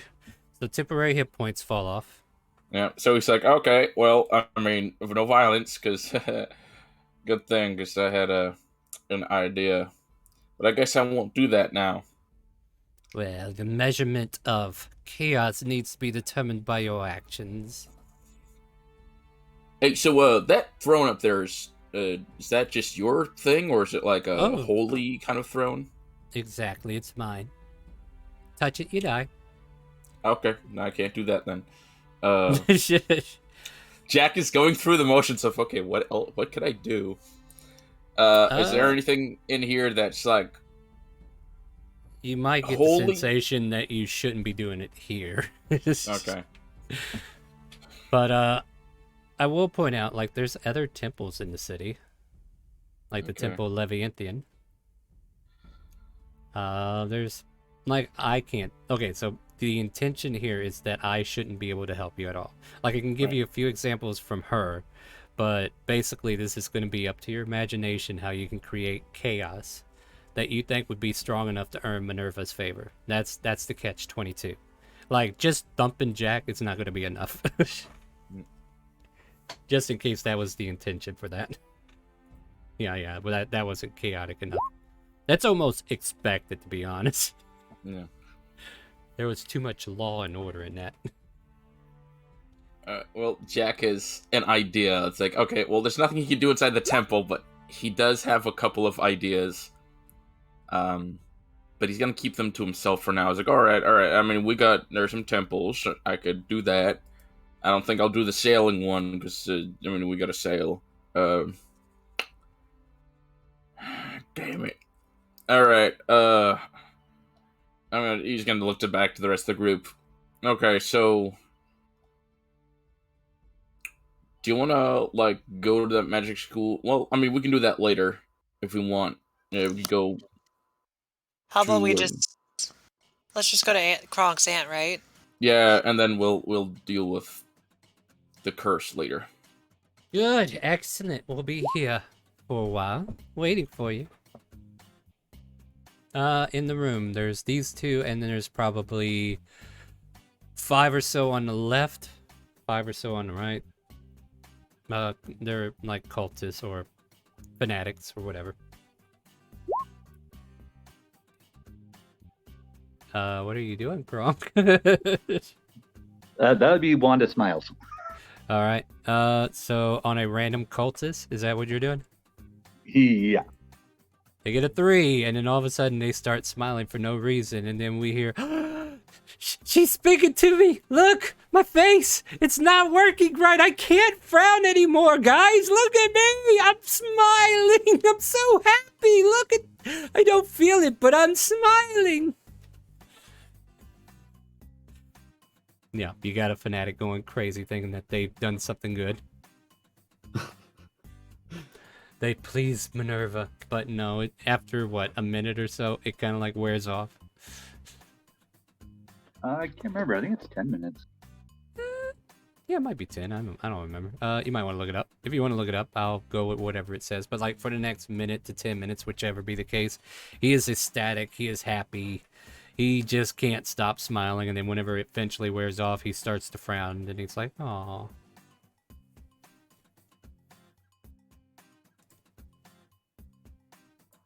Yeah, it's just a minute. Yeah, so with that, kind of like lets out a sigh after you guys spend about a minute. and that commotion kind of like goes away. Kronk's trying to cause chaos. Yeah, but it's just that chaos that was not going to be enough, it seems. Plus, it's happening in the wrong place, you know what I mean? But at any rate, go ahead. Just had an Well, idea. Go ahead. Oh, what were we gonna say, Arthur? Oh, I was just like, I just had an idea, but go ahead and do your thing first. Oh no, I was just gonna say, shall we make our way? Because we could talk about crayon. Did I just say crayons? we can talk about crayons on the way to Aunt Lou's house. Yeah. Basically, the bull. I have to remind you, Bull, that randomness isn't the same as chaos. You hang up. But she's going like, I don't know. When I said that, this place makes me feel weird. God, felt like I encountered too many things. Well, It that's must certainly not. see.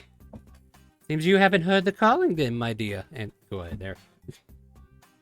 It's like, well, at the very least, things can't get much weirder than that. As he steps outside, they're on top of a hill, and then there's just this island girl just like running up the hill. And the call isn't out there at all, it's inside me. You can't escape our asylum. Okay, before we get Never banned mind, from that was Disney. the weirdest part of the day. Before Disney comes after me. No, I'm just kidding. So, yeah, you've kind of like get the hint, right? Like, cause chaos to a certain degree to earn favor from Minerva. However, doing so in a temple may not do what you think. Oh, I just had an idea, but well, you remember my clause of stopping me from doing stupid shit? We might need to invoke that. I mean, as long no one die, tell me the idea after. Because, I mean, there's an easy way to cause chaos, but I'd rather not go through that step, because... Neither would I. Yeah. People are probably wondering what's inside the box. Sorry, I'm catching up on StreamRaiders. But, I mean, how long is it till we get to your village, Juno?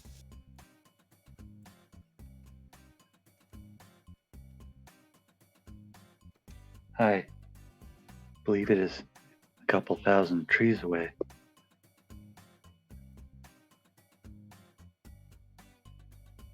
Then...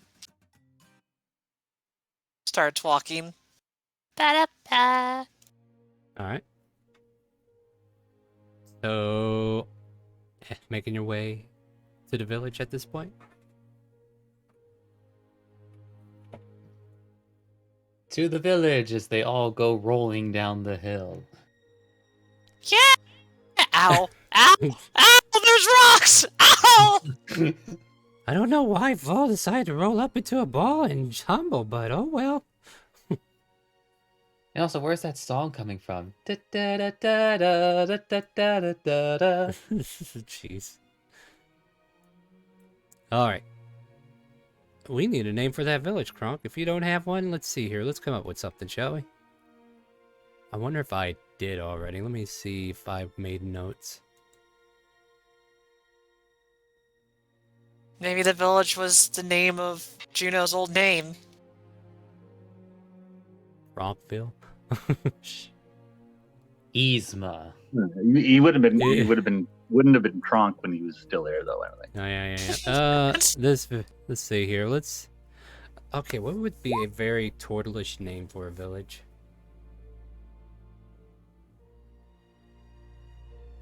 Shiltara? The pond. I mean, that's fair, right? The pond? I mean, you could name one called Terrapin. How about we meet in the middle? We'll call it Terrace. Spelled like that. You all shall perish! Yep, Terrace the thought. If it's like a high turtle city? Does its name change regularly too? No, there has to be, because they've been encouraged to leave the name of the city alone from outside influences. Like, they've been changing it up to this point, but it ended on Terrace whenever people were like, look, we're trying to put you on the map so people can find you and do trade. Leave the name alone. So they have been heavily encouraged to leave it as Terrace.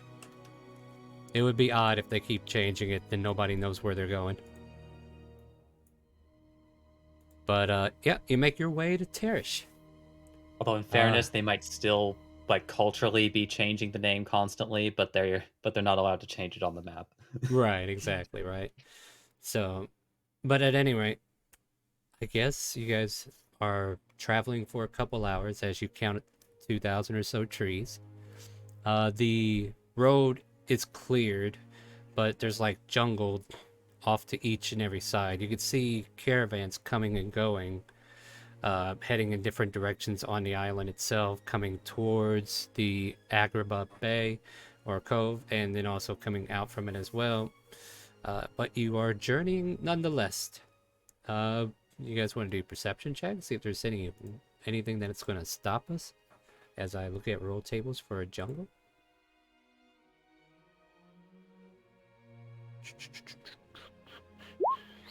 There is. I a got roll welcome table to the for this jungle one. stuck in my head now. Welcome to the jungle. No, that wasn't it. Oh, there was a jungle table, wasn't there? Guess it's just forest encounters, huh? I think there is. Like, let me. You know what? Let me see. I think it's in Xanathar's, right? I mean, worst case scenario, you could do coastal things because is it an island that we're on? Yeah, Coastal might be but close. we could do that too. I'll see what makes sense. You want to roll a D100 and I'll pick what I like? Sure. Oh, so wow, someone's on the draw. Oh, I thought I was Jack on the draw. No, go ahead. You got it. 26. Okay, let me see if I like 26.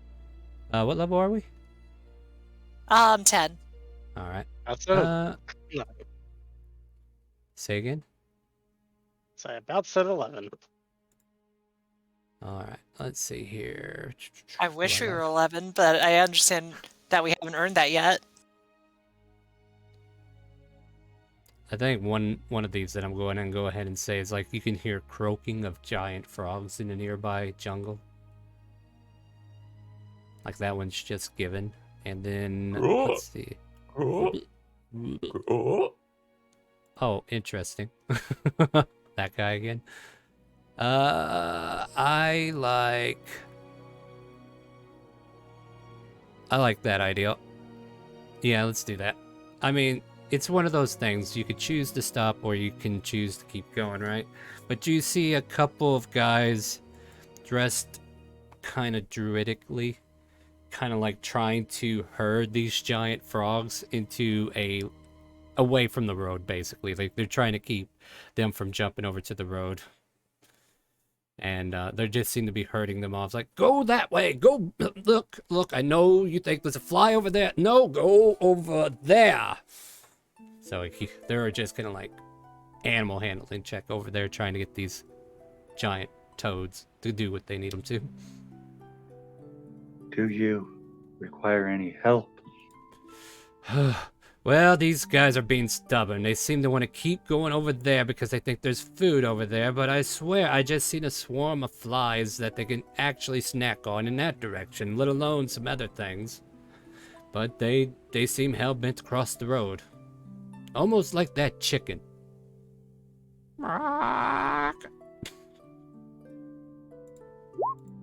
Leans over to Jack.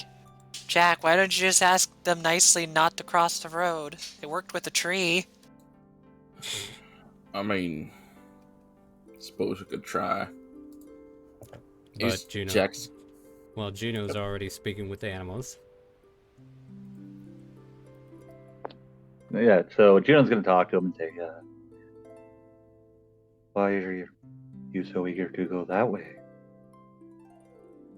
Oh, like something softer ground.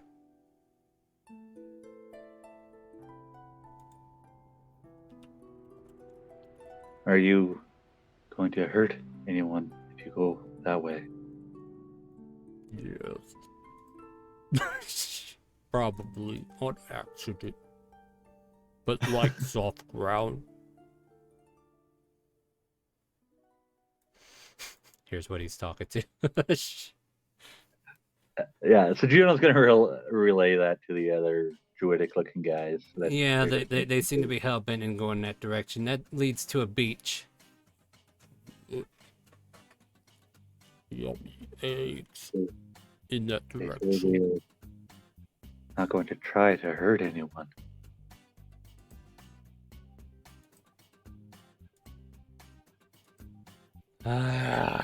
You know what? I'm tired of this. Let's just let them do whatever then, I guess. And they start leaping in that direction.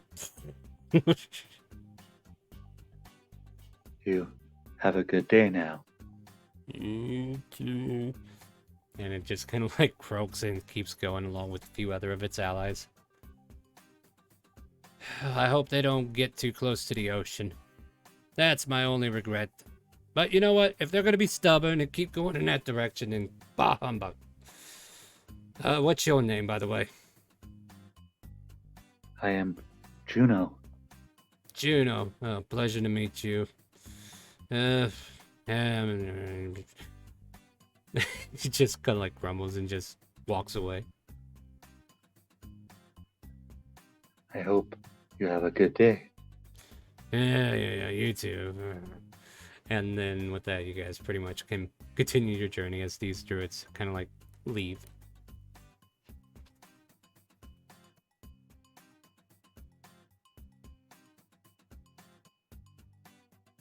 That was certainly a curious encounter. I've never seen giant toads before.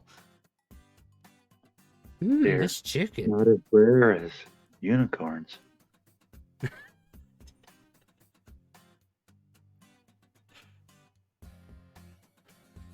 I love the jabs. Shella starts Christopher chasing. throws her hands up in the air and just starts walking. Yeah. As you continue on, you make your way to the wonderful village of Tarish, with a sign beneath it that says Boo Rock.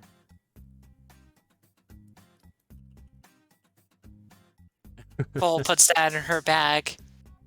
Wait, the sign? Basically, they renamed it to Boo Rock, but they have the actual sign that says Tarish above it.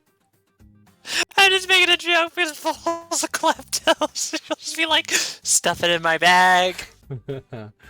Well, Did he you probably sigh? shouldn't. But I might need it. Are we assuming that the Boo Rock has been painted over numerous times? Probably, yeah. Like, there's a lot of black and then white marking where it says Boo Rock now.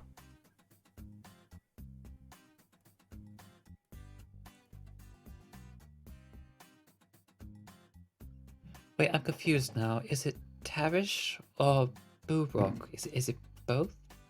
It could be both, but do you say Boo Rock Tarish or do you say Tarish Boo Rock?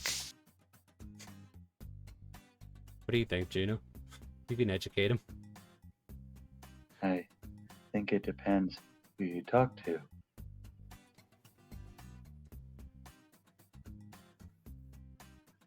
As you Oh. guys are... Oh, go ahead. No, that was just the response. Oh. The locals will probably call it Boo Rock, usually. And this turtle guard comes out from behind the signs and says, "Welcome to Boo Rock. Could you please put that back?" A giant Alright, portal over alright. Alright, since you convinced me. Slowly puts it back on. It's the only sub-sign we have, but welcome to Boo Rock.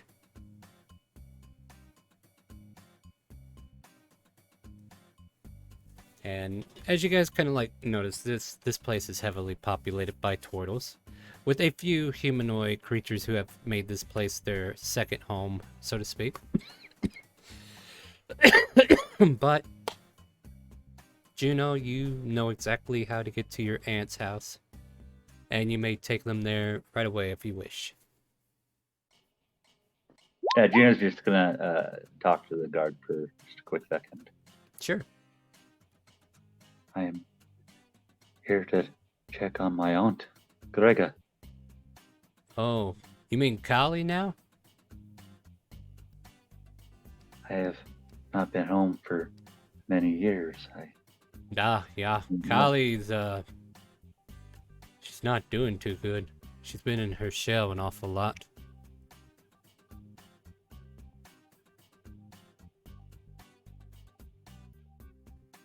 An agoraphobic turtle. Does she have the moss bacteria? Oh, I honestly don't know. She keeps telling people not to come in here. So, personally, I don't know. Might want to ask some of her closer family, maybe.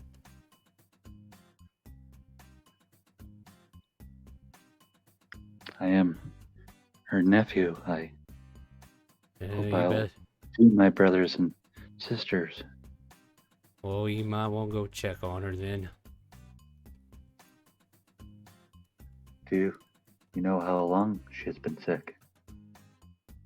Quite a while, I assume. She been hoarded up in her house for past year.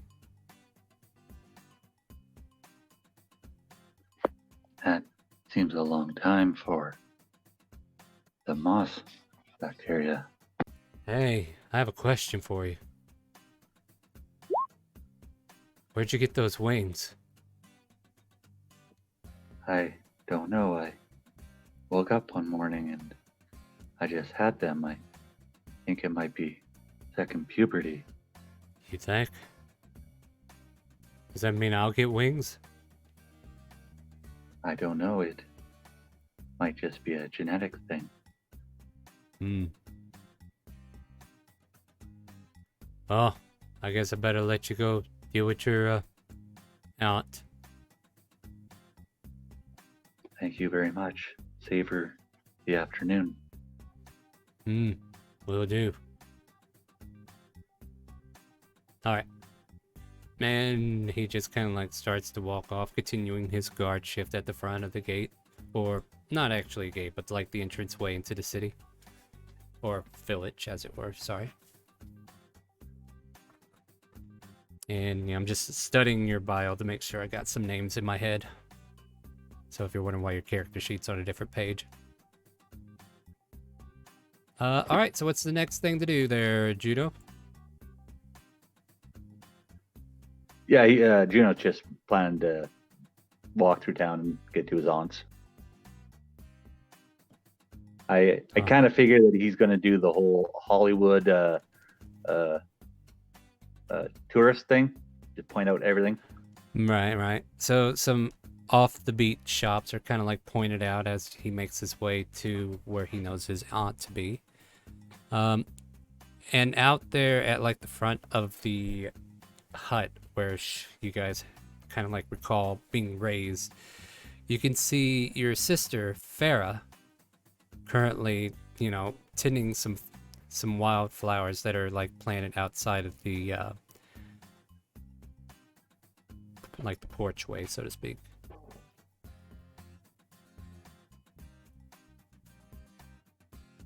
Farah, is that you? Aura, is that you? Or wait, no, hold on. What was your older name? Yeah, damn it, I hate you. I'm starting to hate turtles now. What would she have known you as last, I guess, is what I should ask. Probably just Rob? odd. Odd? Okay, yeah. I just now found out where I need to look. Yeah, so she goes, Odd, is that you? Yes, it is. I go by go- Fina now, by the way. I am Juno now. Oh, great, excellent. And you've heard about our aunt's change, right? She changed her name to Kali. Yes, the guard was telling me a little bit about her. Oh, she's not doing too good. Do you know? Do you want to go see her? Yes, it sounds like it's something more dangerous than just the moss bacteria. Let me get a perception check from at least Vol, but everybody can make it. I keep Okay. thinking about the moss bacteria. Is that? I mean, presumably bacteria just automatically bad, but why specifically the moss? There are certain plants that seem to have like a scarlet hue that doesn't seem natural. Where? I need to know exactly where. Off to, like, not where Fina is at the moment. I kind of like envision her on the left side, facing the house. Then there's the pathway that leads to the door, and then on the right side, kind of like close to the rain gutter, there's like a small little patch of scarlet hued flowers that should have been like a blue or purplish color. This is what I'm gonna ask Star just for like character reasons. Mm-hmm. Would Vol instantly recognize what those Mm. flowers look like for someone that's obsessed over this kind of thing? With that perception check, you know exactly what that is. It's a hueing of the flowers that are infected with this scarlet poisoning. I think like Vol's face is gonna kind of like just literally go like wide-eyed and just like horrified. And are these plants near located to like people's homes or anything like that, or just this garden? Just this garden, like close to a side window. Vol's gonna look gently at this person, this nice turtle, and be like, "Ma'am, Hmm? did you take care of those?" Pointing to those. Oh, well, I take care of the garden, yes.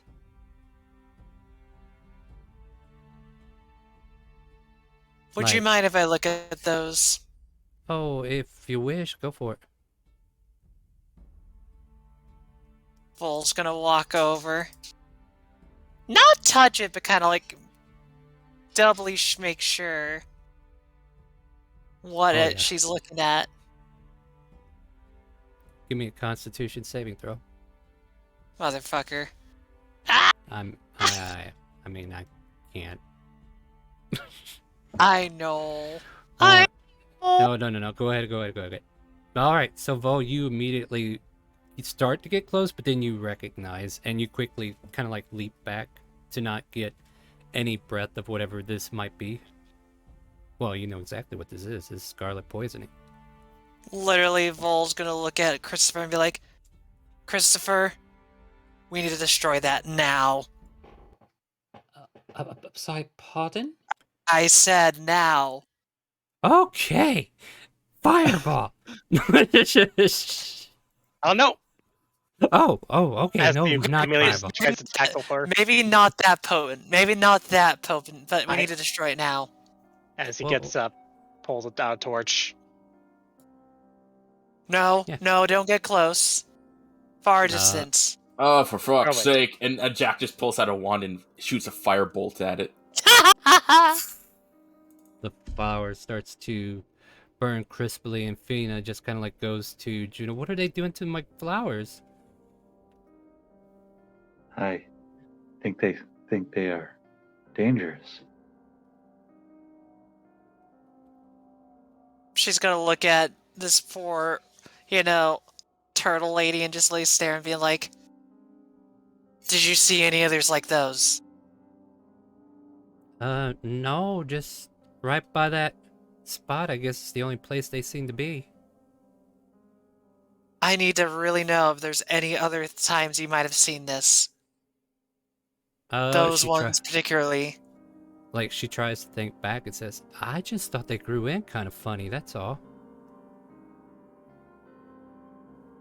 But no, I don't recall any other location. Wait, are I mean, you... go ahead. Apologies. Are you suggesting that those weren't necessarily the flowers that you grew, but they grew to be that way? Well, I just thought Mother Nature was doing a weird little touch thing, you know? She likes to manipulate the way flowers come in sometimes, and I didn't think nothing of it. I don't know why I keep going into a southern accent with new characters lately. My apologies. It just seems It's more so natural for me. natural for you. Well, Yeah. I mean, it's Southern Isles, okay, so I guess that's fair, right? I can get away with But it. I know like Svol's gonna do like a double checking everywhere to kind of see if there's a trail of this kind of thing, because like if she didn't, that's why I was asking if she grabbed these or tended these herself, because then she would have been like asking her where, but Vol's kind of like making this like face of seriousness to the point where it's like Mhm. she will try anything to figure out where she found these. Well, I mean, you found them right there, right? So she personally doesn't know anything. Like, she tells you, like, that's the only spot I've ever seen them. I thought, like I said, I thought Mother Nature was just painting a portrait. Vol's gonna eventually look at Juno with like this serious look. It's like, I'm not gonna, sugarcoat it. If that thing's around, your village is in trouble. Does anybody want to Oh, do any kind of checks for anything, or?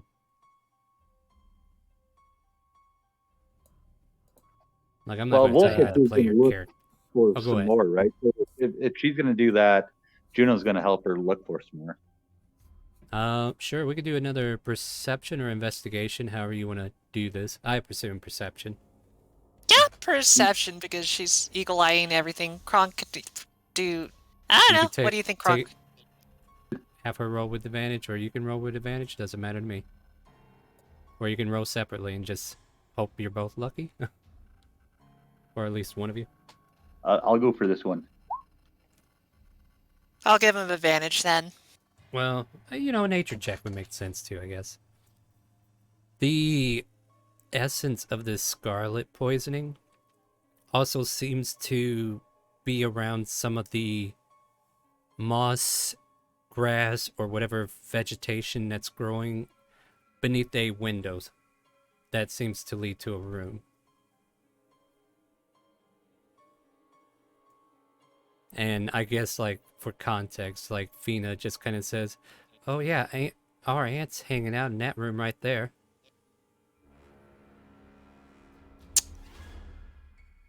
Vol's eyes will just turn into, like, fury and kind of just sit there going, like... And then look at Jack. Jack, Yeah, burn any of those that you see of that color. right. One And of us. don't get close to it.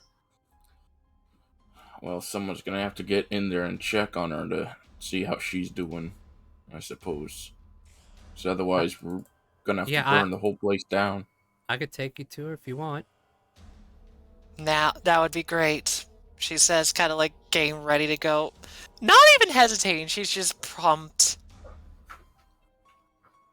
And Jack will be firebolting, like, any plants that are,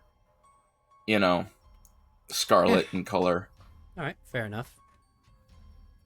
The soft scent of burnt manure kind of essence kind of like leaks out as well.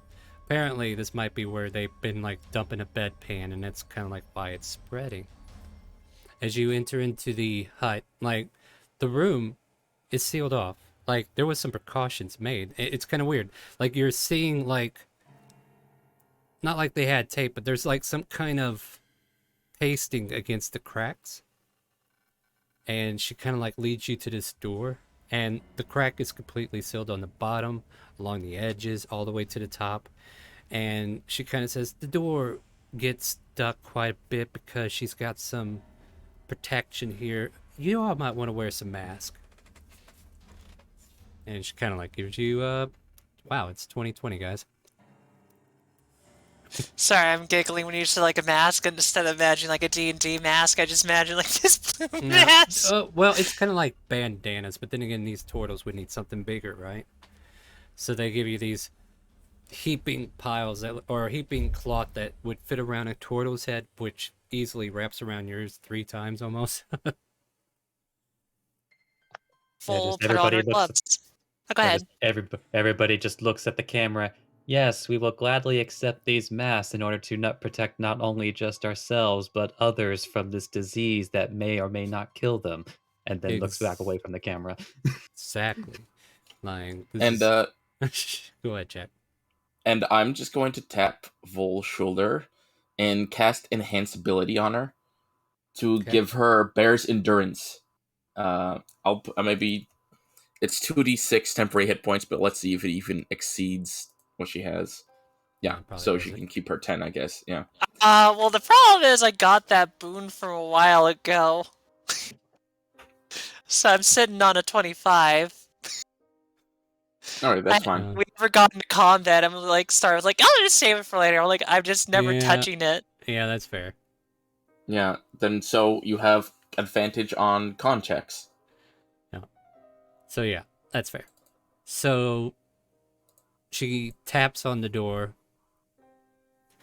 Aunt Collie, we're gonna come in. Are you okay? Aunt Collie? Vol's gonna like grab the turtle. Okay, let me be real. I'm gonna try to grab the turtle, but you have to realize these guys are huge. Kalima! So so basically, like, just grab them by the shoulder and not being nice about it. It's like, let me handle this. I mean, what are you gonna do? Vol flexes her hands to make the finger activate the ring. And she'll cast protection against good and evil. I mean, evil and good on herself. Lumina wants to bless you, but then she is repelled by the ring. No. And then Vol will not even delay and chop this door down. What what? No, you don't have to. You don't have to chop it. I just was knocking for her. You could try the hand. You could try the handle first. Oh my God, does she even listen? Chop Everything it. everything No. okay in there, Vol? We're hearing some strange breaking noises. Vol's gonna chop it enough that the door stays closed, but she could see inside. There is a bed that you can make out, and a turtle shell that has completely nobody exposed. Like they retreated into their shell. Are they red? The shell itself is capable of not being inflicted, it would seem. You would probably have to get closer to it in order to inspect for any redness that the flesh is. It would probably confuse Vol too, though, that some of the moss might have red tinge to it. That might actually be true. Yeah, like there might be bits and pieces of moss you do catch. Yeah, okay, I can live with that. Yeah, there's some red moss on her. Vol's gonna look back and kind of give like a sorrowful face to Juno and the other turtle and be like, what I might do might upset you greatly. Well, no, she was just up earlier. She's probably just in a deep sleep, but can we at least Then check she'll on just it? break the door open. I mean, seriously, you could have just turned the handle. I was just... and then I you... envisioned this door. As you bust through the door, a head pops out of the shell, and apparently this figure is tight-lipped. They seem to be in the middle of holding their breath, as it were, and they look with this long face of like a long-fought battle against a disease, and just kind of like stare at you with weakened eyes and weakened flesh, half of it which is turned a tinge of red.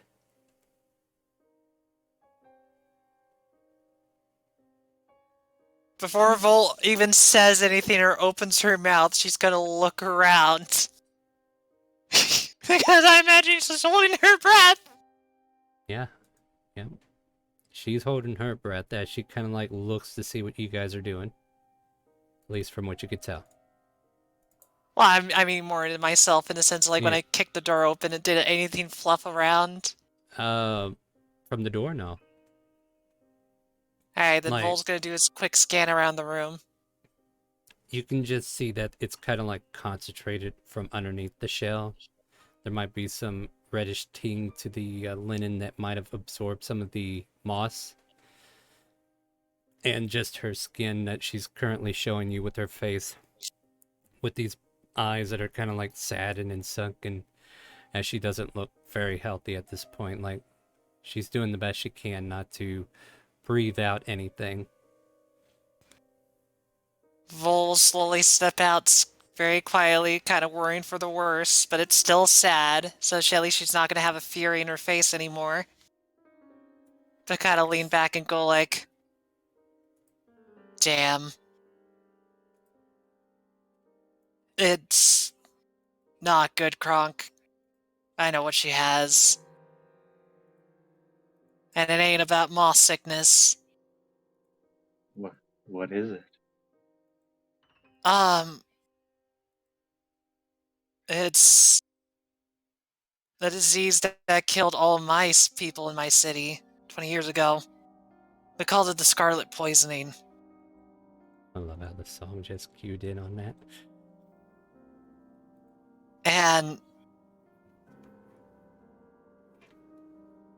it's to the point where I don't think she'll be able to get past through it. Like, look at the red skin and black patches all over her skin.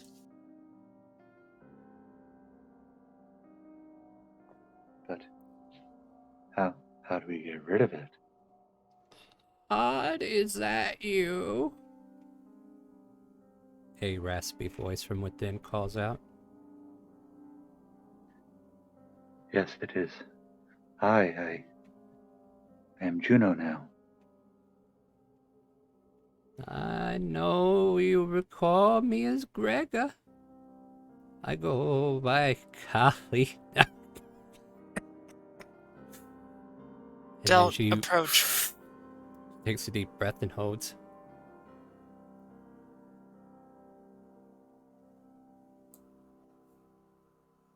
You could...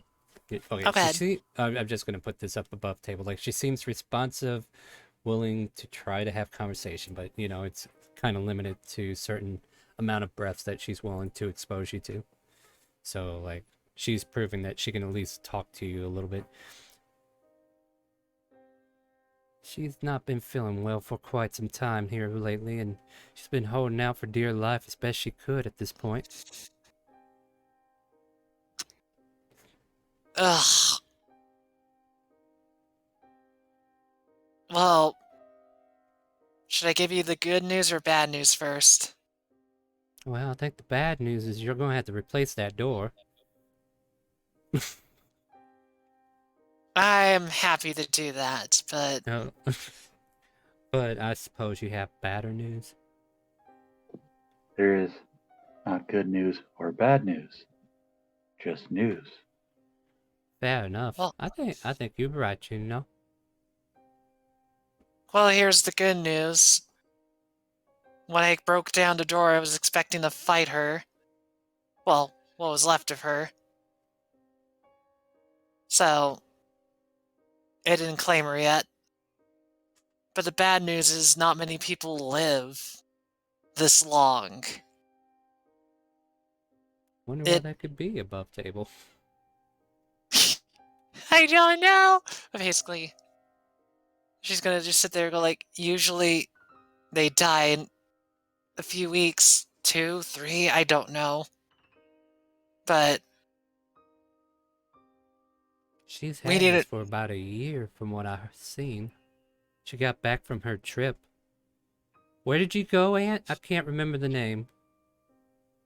And then you hear the raspy voice just says, "Oh, I was coming back from Timor."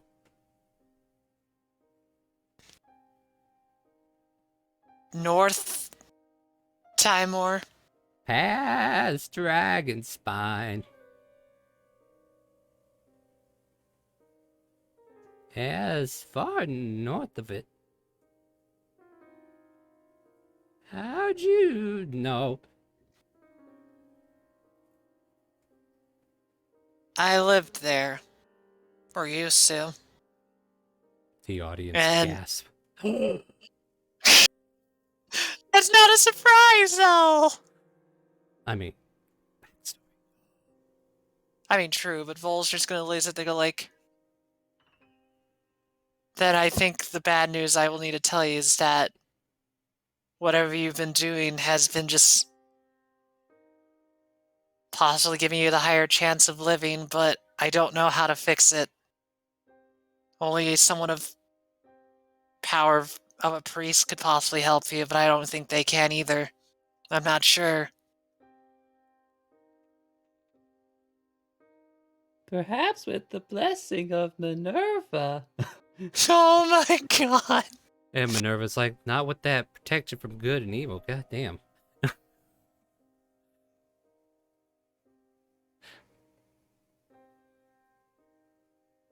Well, and Vol's gonna look at Kronk.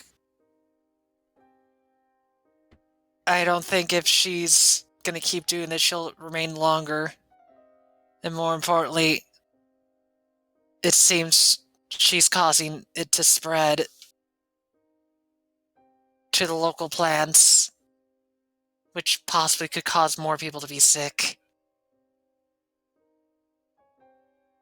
You just kind of like happen to glance. There's a bedpan by that window that kind of like leads to the outer interior where you've seen the plants growing. I think you can put 2 and 2 together now.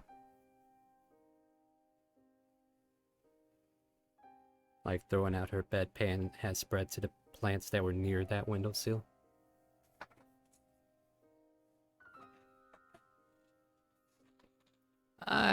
No, I'm not long for this place, and I will be proud to have Kali on my tombstone. I am just happy to hear your voice, Odd.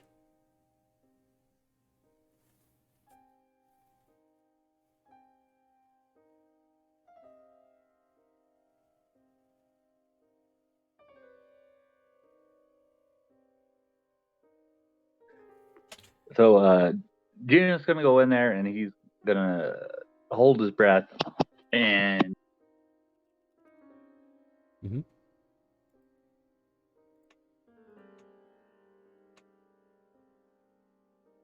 Sorry, you cut out. Are you doing something else? Did I not hear you? Try to cure wounds? Okay. Yeah. You try to cure wounds. However, the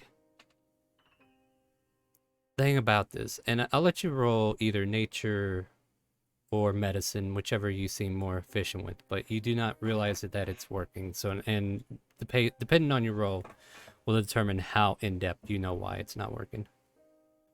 All right. Well, with a straight 10, like you get average information. Like you definitely, the disease as it's called, or poisoning, or whichever, it is affecting her in a natural way that prevents the spell from having any true effect on her.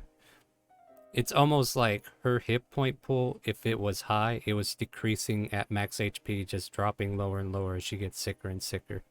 So like she's at max HP, but it's like so low that it's not even relevant at this point. She might be hanging on to a thread, but she's probably got like maybe 4 HP. In mechanic terms, right? But in overall terms, like this just means like kind of, I guess an example would be like how Jefferson had part of his organs torn to pieces and we had to do like a specific surgery in order to heal him, and healing magic just will not work on it. It's kind of like that. Like nature has taken a part of her and healing of any sort seems to not influence itself upon her. Does that make sense? yeah. Okay.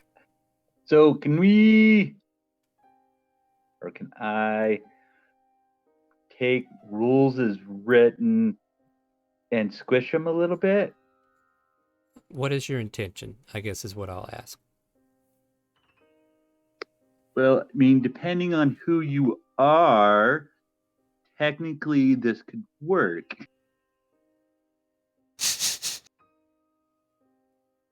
I mean, that sounds like a stretch, friend. You could purify any drink that she has.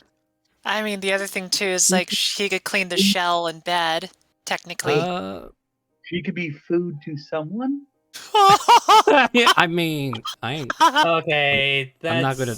That's I'm not not gonna rules as written. That's theory crafting. This is why I asked for intentions, right?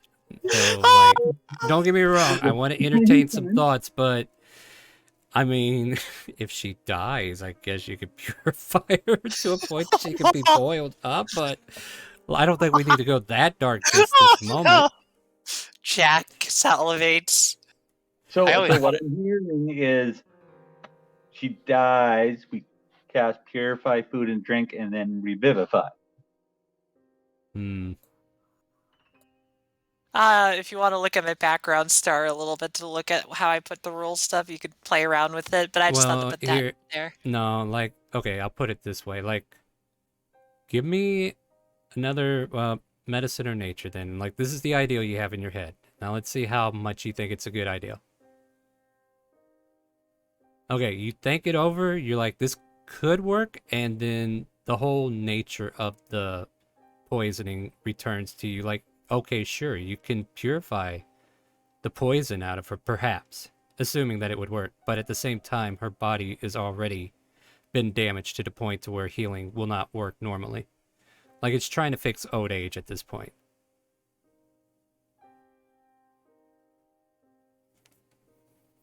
Does that make sense, or do you need more clarification? I do not know if I can help. We might need to find higher powers. I'm fine. Taking a final rest. I've made sure you and your siblings grew up and adventure the world. My adventures led me to a very dark land. It happens. Perhaps finding a cure for those who could for you would be better suited. I've held this long just to see. Oh, I swear, I see angels already. I need to know this before you go. I need to know smiles. this. She smiles happily, looking at Odd, aka Juno Kronk. Go ahead and ask. It is Juno the angel she's saying? Yeah, you got angel wings, so she's tripping, thinking she's seeing an angel. She's like, I see, I'm already getting ready for the trip. Volt's gonna have to raid on that parade. You can certainly try, as it Volt's always gonna does. have to go over to Kronk and kind of like gently push him a little bit to the side so that she could ask her one more question. It's like, I understand the peace part, which is why I need to ask this question very gently. And I need you to say this only once. Because Are you an angel too, dear? I want to be. Your Which wings is why I'm are gonna- barely showing. That's why I need to know that you want to always protect your children and friends and family from dangers, including Ask yourself your after you leave. question, dear. I don't feel like I'm long for this world. I'm asking the question. It's like, does she always prioritize the safety of her family and stuff, including if she is the threat. That is why I sealed my room. Made sure my darling Fina didn't come in here and catch what I've caught. I've managed to hold my breath in intervals to keep it from spreading haphazardly. But here I am, talking up a storm. But at least you have your face mask on so that you do not catch this very same disease that may take out humanity as we know it. I don't know if she. God damn it. But You're Vol's welcome. gonna. I'll go back right into it, and Vol's just gonna look at this and be like, "Here's the problem, though, and I want you to know this because I already experienced this. Yes, dear. Well, while you cross over to the other realm, your body won't, and that is probably the most dangerous thing that will occur if I don't mercy kill you now." She doesn't seem disturbed by your words. She just kind of like turns to Odd and says, "Well, if this angel is ready to take me, then I will do what I can to make it home. Maybe even see my sister." I will miss you. Just be careful, Odd. You've become such a sweet angel. I'm so glad you had your second puberty. No. Sorry. Last part, admit. Juno, I might need you to leave the room and maybe ask for Christopher to come back in after I do the deed. If that's alright with you.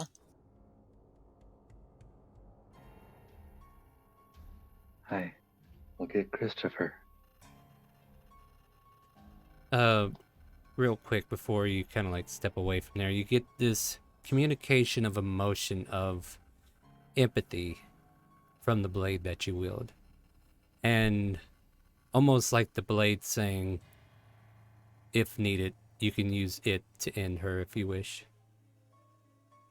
Like, it's saying, I can do the job if needed, feeling.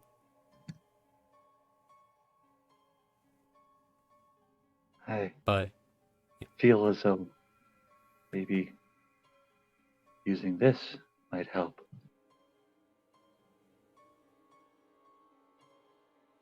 If you wish to do that, well, and I'll be honest, Kronk, I don't want you to go through what I had to go through. Twice, in a sense. If you think that you can do it, I'm not going to stop you. I'll just tell you how to make sure that she won't come back as something else.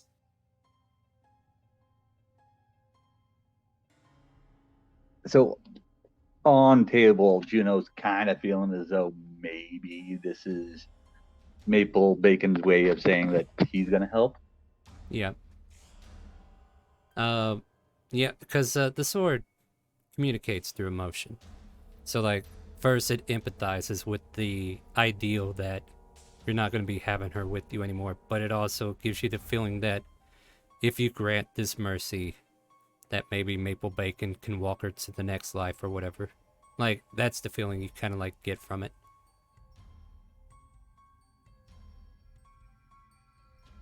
Oh man, so many moral dilemmas here. I mean, you can leave it, like, the sword is just offering you a hand. But at the same time, it matters not above table who does the deed. But it's up to you how you want to impact the story, I guess, is the best way to put it, right?